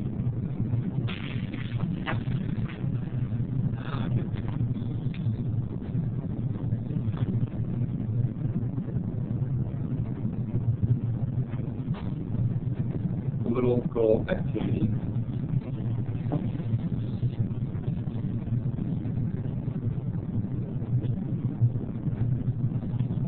And I go on too fast, or are people still trying to kind of browse through that more time? It's okay. I nobody's. Well, your head's on, so. Now. But I want to make sure. Okay. Sometimes in political activity stuff, you add a safe harbor. The views expressed herein reflect the personal things of the author, not those of the people like her than the editor or whatever. And sometimes when there's a question, it's nice to give them a safe out, you know.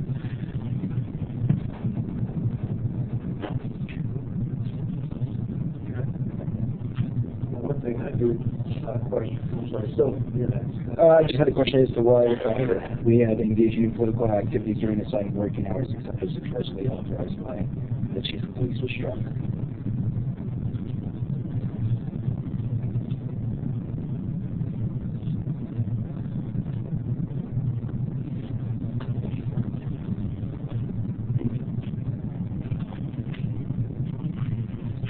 That may again be an early strikeout that I'm not sure. I didn't know it would be in there. I'll take a look here and see if it's in one of our last sections of notes.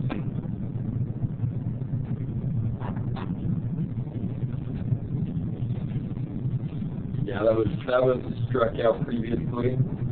But without looking back at some other notes, I couldn't say exactly why that was pulled. And I guess yeah, my thought is it's not duty related, it's personal. If that's the case, that makes sense. My guess would be that one of our attorneys looked at that. Just from that conflict of interest. There's another conflict of interest spot where it just becomes complicated. But the rationale for that, I'm not entirely sure. I'll see if I can find it. No guarantee.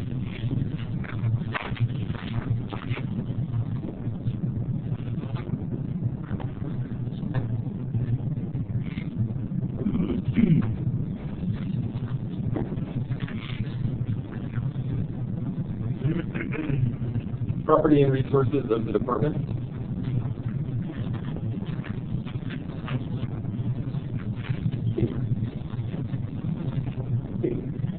So kind of related to the previous comment about what is a personal gain, and then about force off for others. So I think that was in maybe a abusive conditions session, but maybe it's stuff the same kind of ambiguity issue. So if we can clarify that and then consider whether, if they do something to have a gain for somebody other than themselves would be equally inappropriate.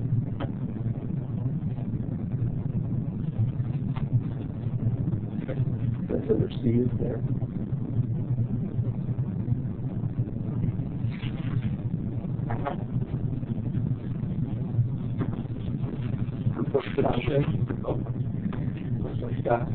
Talking about failing to report any damage to equipment, property.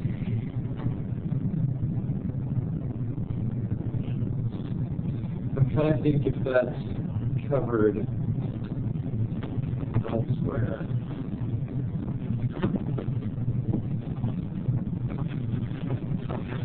I don't recall. I'll make it out in here and look at that. So that would make sense. Well, we have missing and maintaining and that, but we just have damage. Like strike my vehicle against a pole. We should have a little bit and call it good.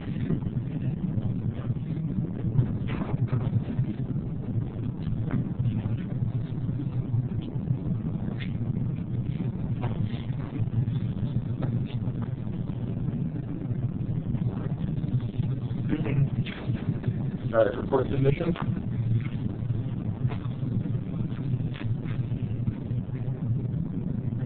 And then, as you can see, the truthfulness, honesty was struck out in lieu of the front page upfront edition. And that brings us to expectations. One question on the honesty. I know you read the truthfulness policy, and I was trying to hear whether it seems like honesty and truthfulness are substantially related. But I know we had previously there were separate policies for EPD. When you looked at the truthfulness part, do you feel like what we were trying to capture in honesty is included in that too?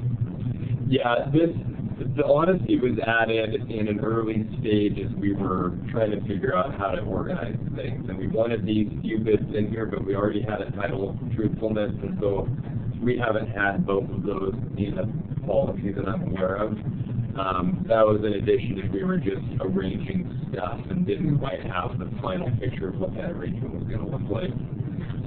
In my opinion, truthfulness and honesty, the truthfulness policy, as Portland has it, that I plan to incorporates all of the honesty level things as well. And it's pretty thorough in that realm. Okay. So expectations of supervisors? So this was really a question as to part A, as I agree that's what a supervisor should do. They should properly monitor employee performance. So the question really is there somewhere else where we set out expectations or some guidance as to what that would look like? And it shouldn't be in the policy. It's more like a procedure or something else. I'm just curious if there's guidance somewhere that would demonstrate what that looks like. I'm not advocating it should not be in policy, is what I'm saying, but yeah, there should be some resource that tells you what that looks like. But do you know if there is something like that? I would say that expectation is set through standards by the lieutenants to their supervisors and through the chain. I'm not aware of a manual that specifically lays out what you're, as a sergeant, you are supposed to do this, and this. But that standard is set by the department and is relayed and trained by lieutenants and group supervisors through the chain of command. There's probably job descriptions. That's a good point. Yeah.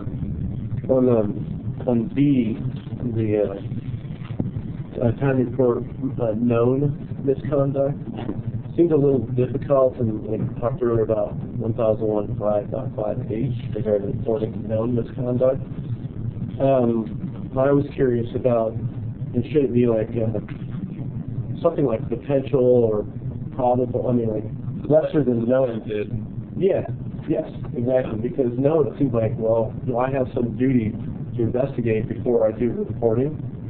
Or is that should be left up to the supervisor? And then, so who's... So these are expectations of the supervisor, this section here. Yeah, but it's this, right, but this is saying that the supervisor to report known misconduct. Yeah.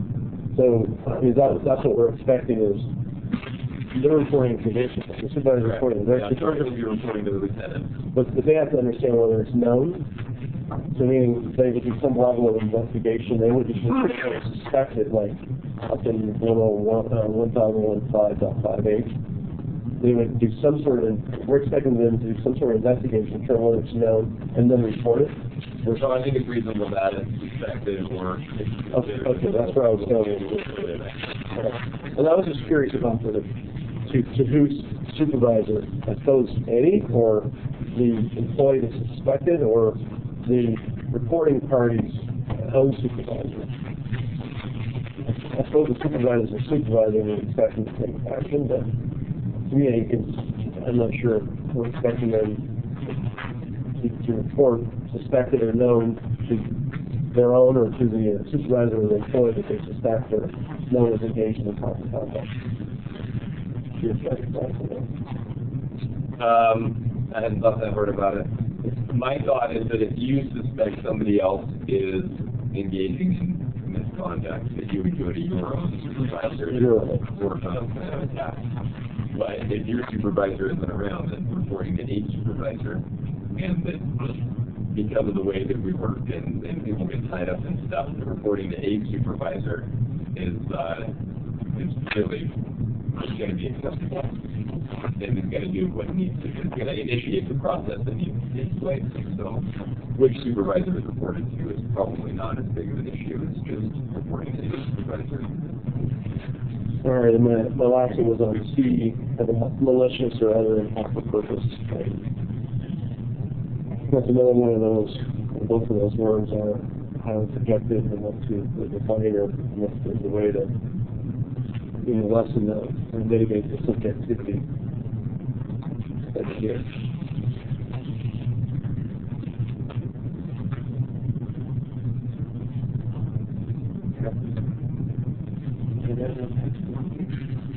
I noticed that retaliation isn't mentioned in here either for retaliating against employees for filing complaints about a violation of policy or any kind of leave violation, anything like that. Is that covered somewhere else on supervisor responsibilities and roles?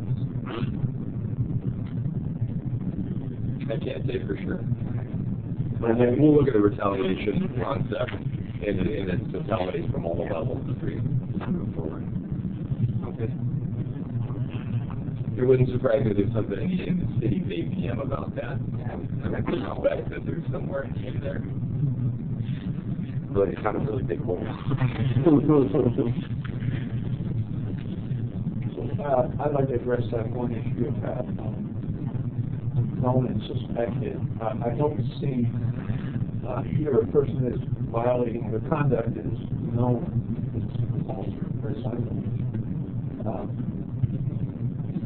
If you suspect someone of misconduct, you must know they're doing something that's misconduct. So I think it's kind of semantics to say, well, if I suspect you of doing wrongdoing, I need to report it.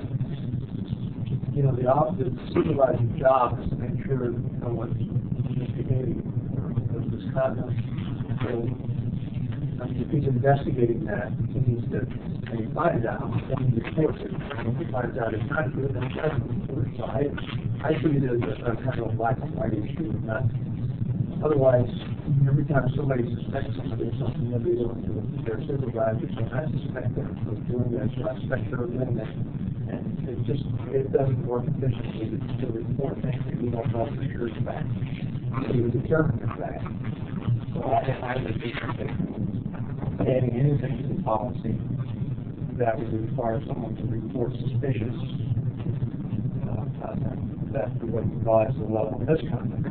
Just the person's the supervisor's suspicion about someone are enough. You need to have some fact in there. leave the person alone. Okay, Steve? So just to clarify why I had that question in there is, first of all, I suspect some employee that's not my direct report, and I'm obligated to do that investigation versus that person's direct supervisor. I might see that, oh, looks like somebody did something, maybe it's within policy or not, I don't know, it doesn't look right. So I might want to pass that on to the appropriate supervisor to do their investigation. I can see where suspected might rise to a level worthy of following up, but who should do that? The person that suspects or the actual supervisor?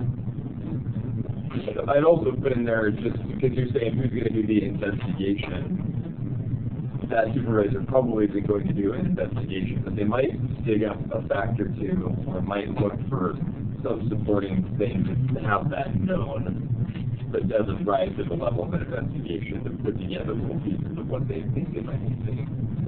So, just because of the way our IA process works, I think it's an important separation of no sergeant is going to be doing an investigation based on what they, that base nugget of what they think, but they might do a little fact finding to then be able to say, hey, yeah, this is what I got, and then be able to have that conversation where it's not rooted in suspicion, but there's a little bit of evidence to back it up. The word known, that's different than probably. I mean, it implies that you have to have do some work to confirm, deny your suspicion. There's probably some gray area between, or there's probably a balance between suspected and known, and what that word is doesn't come into mind, but I would say it's probably 10% lower than known, but a lot higher than suspected. Right. Anybody have any suggestions for that one? And that's my point. Have only suspected? That's my point exactly, is there is a great difference between known misconduct and suspected misconduct. There are people that sometimes in their minds suspect things that aren't actually happening. And without knowing something, you use the example of supervisor sees something that's wrong. That's known. I see that's wrong. So now you're in a known area. That's okay. I have no problem with any of that. The problem is that individuals' personalities being what they are sometimes have in their own minds something that they may suspect that isn't even true. And so getting to the area of reporting what you think might be wrong is discouraging for the troops out there that have to work in the field. It needs to be fact-based. I would just throw this out there. This concept is not unknown. Reasonable suspicion is something that officers are very well aware of, which is different than most civilians, right? So there might be like putting it in like in a civil context more likely than not, but there might be some element where it is applicable to what you have to have probable cause or reasonable suspicion. There might be some of those elements that officers are already familiar with. In your initial notes, you say potential in another section. So a potential misconduct is different than suspected in my mind, and raises that bar and it may be a more appropriate level, or closer to more appropriate level than may. What do you think about that, Bob? For potential misconduct is where there is something happening, you know that there's something happening, but you just don't know for sure. But it's a lot more than rumor mill gossip. Yeah, I just don't see it. I was getting to a point where, a supervisor might suspect you're doing something wrong, but he hasn't proven it. Reporting this to this supervisor, and we get into all kinds of problems. And so I'm hoping we will keep it based on fact. Yeah, and I'll look at some other words for that and weigh the potential as being, in order to have potential misconduct, there is something for sure. You have some fact that something is happening. You just don't know if it rises to the level of misconduct. So maybe there's a balance in there, something like that. But I think suspected. I wrote that down knowing it wasn't the right word, but it wasn't coming to mind what the right word might be for that. So I'm glad you focused on that. Okay. Looks like we're done with this portion. Thank you for helping to walk us through all these issues that we try to emphasize out of course policy. Without objection, I'm going to move the review the minutes and approval of the minutes into opportunity for chief report. And motion to approve the minutes. Move forward. Seconded by Marty. As submitted, all in favor, say aye. Aye. All opposed? Okay, and now, the chief's report. Oh, sorry.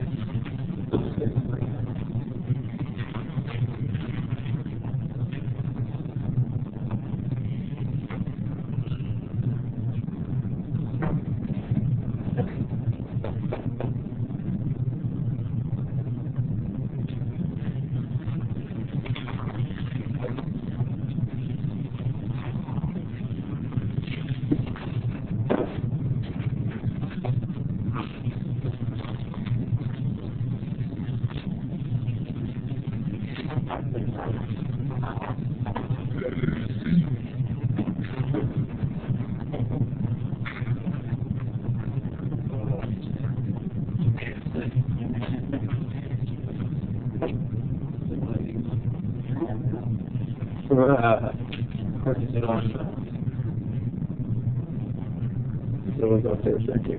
Yeah.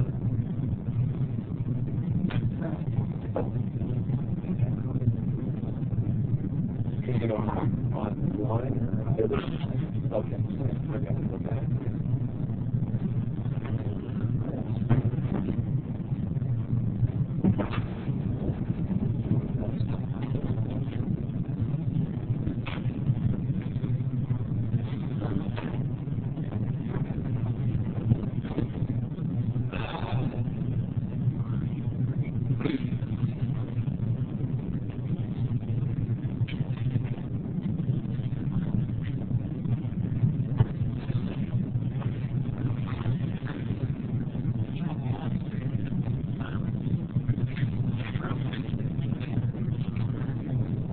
He was the one that St. Oscar's for. I just wanted to I really wanted to find out what they did.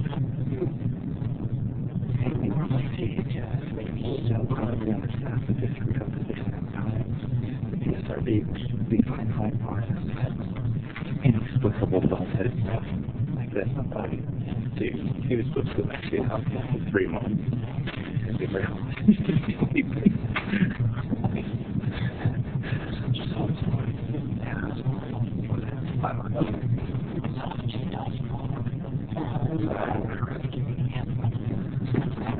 Oh yeah, I got it.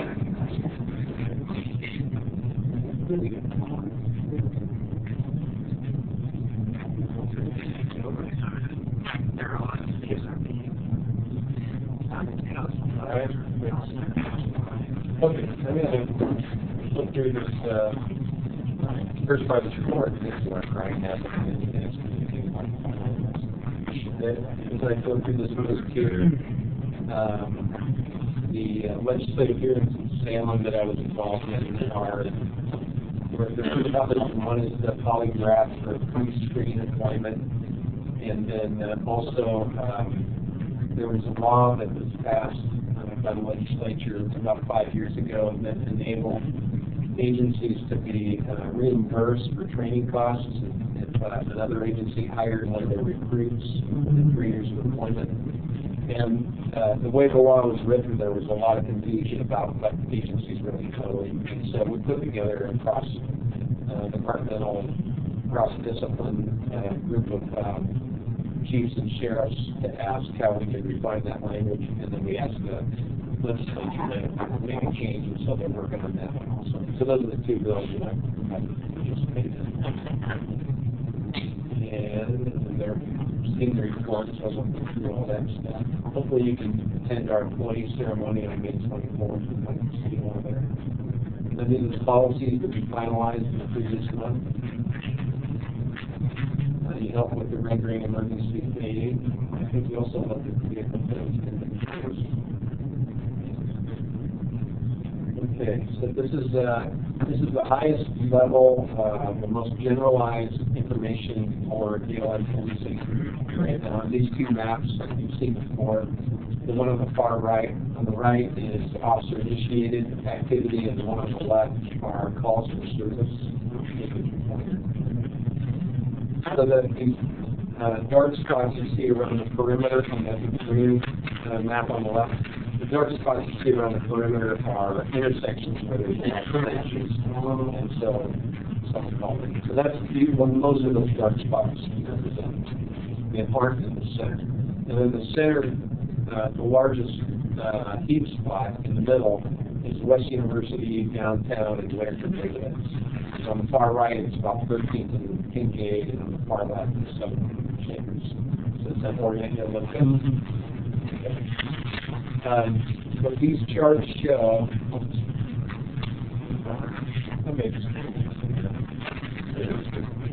what these charts show is a combination of public-generated police, the who's calls for service. It's fairly constant over 3 years. The trend line shows that when those are together. So what this graph tells us, this is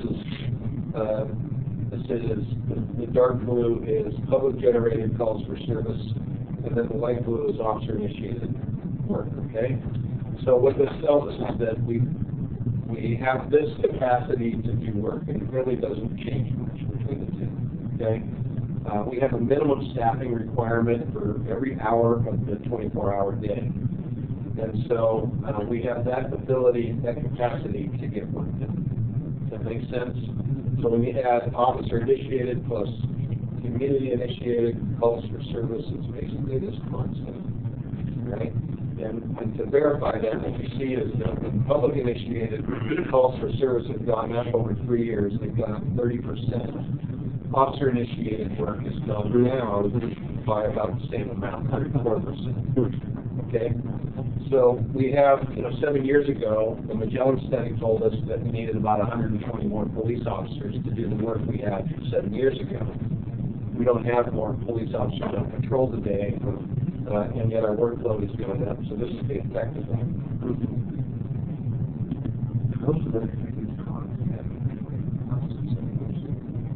Well, in today's dollars, it's $150,000 a year. So this is our response times, and this data needs to be worked a little bit. The response time for priority 1 and 2 calls, so these are these are crimes in progress where somebody is going to get hurt or a house is being broken into. So priority 1 and 2 crimes. We have from 4.6 minutes to 5.7 minutes. That's what that is. And then this is the whole time for priority 3, 4, and 5 calls. So these are less serious crimes in progress. Shoplifting, graffiti, that sort of thing. Disorderly subject. The whole time, which means we don't have enough officers to send, so we're not able to dispatch the call, has gone up 23% in 3 years. So the reason, by the way, that I have these, we're using these metrics, we're using calls for service rather than crime, is because this calls for service better represents the community's demand for our services. So some of these are not crime, some of these are antisocial behaviors, some of them are criminal, some of them are very serious. So our objective should be to use this time we have here for officer-initiated work in such a way that it reduces the need for public-initiated calls. So if we're doing this effectively, we should do less of this. But having more calls reduces lengthens our response time. Okay, this is calls for service by city neighborhood. And these are organized from top to bottom. The neighborhoods that have the most calls for service, the neighborhoods that have the fewest calls for service. And then what these bars show is the orange is where there's an increase in calls for service. The blue shows the decrease in calls for service in that neighborhood. So these 3 increases in calls for service are really a very small number of the total calls for service in the city. So these are not, although there's a few, you know, the numbers have gone up a little bit, they don't represent very large demand of our time. At the very top of when the neighborhood is at the very top of this list and it shows an increase, well, that's a concern. And those neighborhoods are downtown, Westview, and Whitaker. Okay? So that's the purpose of this map, to inform us where we need to be focusing our efforts in order to improve safety. So here's what the downtown looks like. There's been, in the last 3 years, a 42% increase in the demand of our time in the downtown core. And so what our teams downtown should be thinking is, how do we change this blue line? So now that we know this, we put more officers there. Are the officers working in such a way that this blue line is going to come down in the next month? So that over time, this trend line, the dotted line, can adjust. What you see here is this club here is the park blocks. And if we had looked at that a year ago, I think it would have been a larger peak. But we've changed what happens here, so the park blocks demand is lower.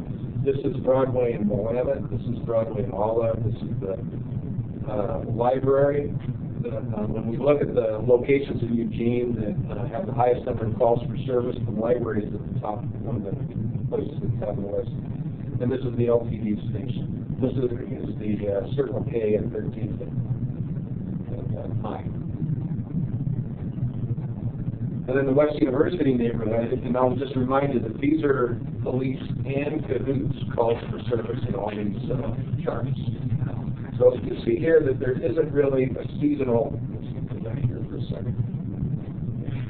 You see here that in both of these, there isn't a super seasonal trend in the need for our services downtown. It's fairly constant. There's a little dip here, certain times a year, but there's no great pattern to look at.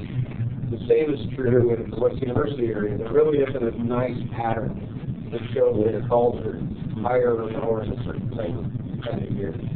What we know when we look at all calls across the city is that they're a little higher in the summer and then they're lower in the winter months, December, January, November, December, January. So in the West University area, this is the emergency department at Sacred Heart. This is the Johnson unit. I don't know why I'm not remembering what this is. It might be Whitebird, and this is just outside there. And then Whitaker has seen the greatest increase, 49% over 3 years. And this is seasonal. You can see that it goes up in the summer months. And that's probably because of the concentration of the parks there. And this is the pattern around the entire city. There's a seasonal pattern for the most part. So this is Washington Jefferson Park, and this is generally, you can see the southeast corner of the neighborhood there. And then the parks that we focus on in our spring and summer are the Alton Baker, Riverfront, Scanners Beach, all these parks that are along the river that go all the way to the Owasso Bridge. Amazon doesn't get a whole lot of attention from us because there's so few calls there, but there's Monroe, Gilbert, and so on, Washington Jefferson. The numbers are pretty small. You drive by the Washington Jefferson Street Park, you see there's camps all through there. But in all of these parks, we average fewer than 5 or about 5 calls a day. So we're not getting a call for every park violation that people see. So this really isn't a good indicator necessarily of the demand or the need for police. Okay, so when we look at all crime, well, I was going to say people are avoiding being there to report, to see and report things too, potentially. Yeah, that's right. So you're getting calls for the things that are the bigger things. Yeah, and there's, I don't know how many thousands of cars drive by the Washington Jefferson Park. They're not all calling in a camper or something like that. But yeah, you're right. Some parks are being avoided. But we have busy parks. What we show over time is that there's increased usage in our park system. So with this total change in crime isn't necessarily indicative of the crime problem. I focus on these two, person and property crime. There's about a 6.5% increase in persons and property crime over this 3-year period. About 66% of the crimes that occur, we make arrests. These society crimes, that's the neighborhood nuisance type of crimes, these are all self-initiated. Almost all of these are initiated by the officers. So this should be down if our officers self-generated calls for activities. That makes sense? And then this is a report that we generate every month that shows what our trends are with loud noise and party controls. We started this when the council passed the ordinance that allowed us to hold property owners accountable, property managers accountable, loud party calls and misuse.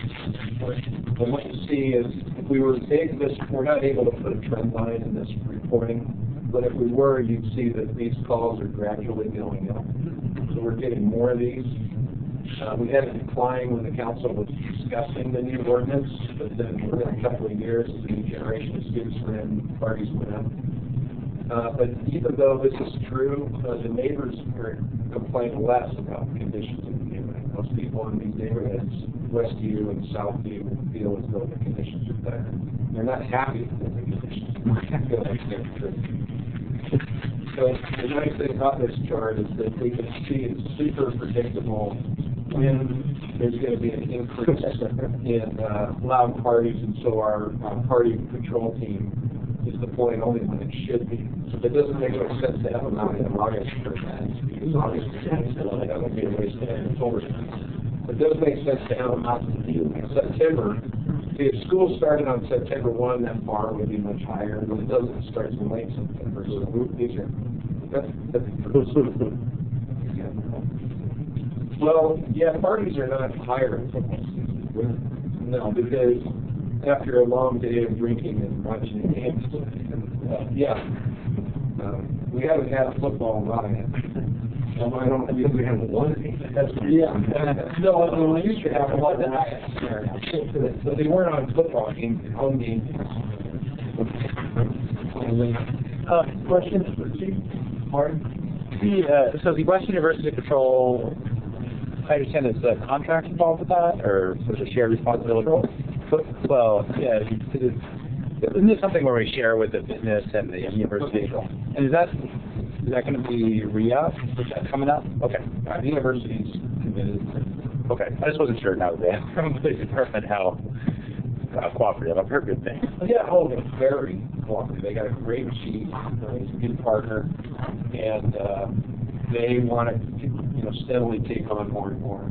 They're not able to take on that particular responsibility, so they only need to pay a third of it. That's pretty good. Sir, I answer the third city, a third university, a third business. That's the funding. All right. Goodness. I just saw the things going up, but I wonder what's going on there. But hope we're not cutting down. Well, they're not, and they're only in the business district, right? So the watcher, it's not in the neighborhood. Yeah. And then there's somebody was asking about the new dog ordinance, so I just thought I'd share with you the training bulletin. I'm not going to go into a lot of detail about it, but the dog ordinance has been in effect downtown restrictions. Y'all familiar with that? Since 10, and I don't know if we've written citations for it yet. We're warning a lot of people, and most people are complying. Some of them confrontational about it,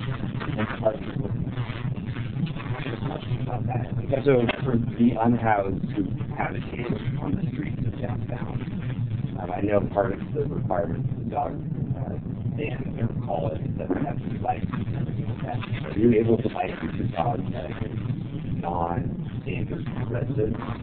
So if you were unhoused and you wanted to, the dog license, you license at any corner of the land and all of the rest like that? they could. I think they can do that. They can do that at a public safety station. The challenge is you're going to have a rating. So the challenge with licensing dogs, people who are unhoused with safety requirements, which is more difficult to secure than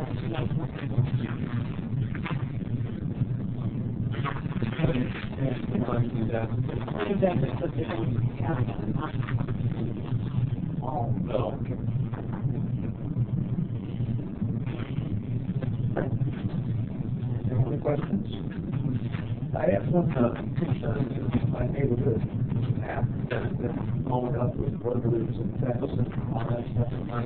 But there seems to be also a new breed of persons kicking the doors and going in at night, which is a special kind of stupid, I think, for people. Breaking into someone's house at night time, inside the shop. I just don't know whether it's a widespread problem or am I just seeing some anecdotal stuff. But I have seen several in the last. You've seen it on the app, or you've seen it? Yeah, no, and on the app, they were an app, and no matter the person, but Tony Weber. Go next door the first time, get no idea. They were saying Walmart and Russell at night, and I should sleep. Yeah, most of those residential burglaries at night are happening through the front lock doors and residents. Yeah. And we did have a rash in the West University area, which needed releases. Crime prevention, we try to help with those. People, 80% of our residential burglaries, they gain access through a lot of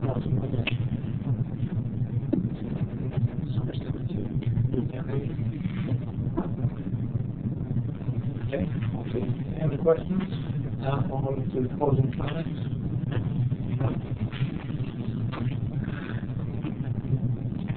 Pardon? Just because I forgot to thank you at the beginning. Oh, Sorry. I know you thanked me before. Thank you.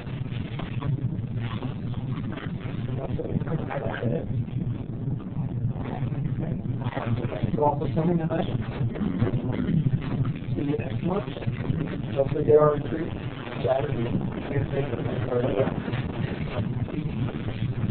Maybe the second. Everybody's looking at me. Yeah, don't do that. Did we have to go to the airport?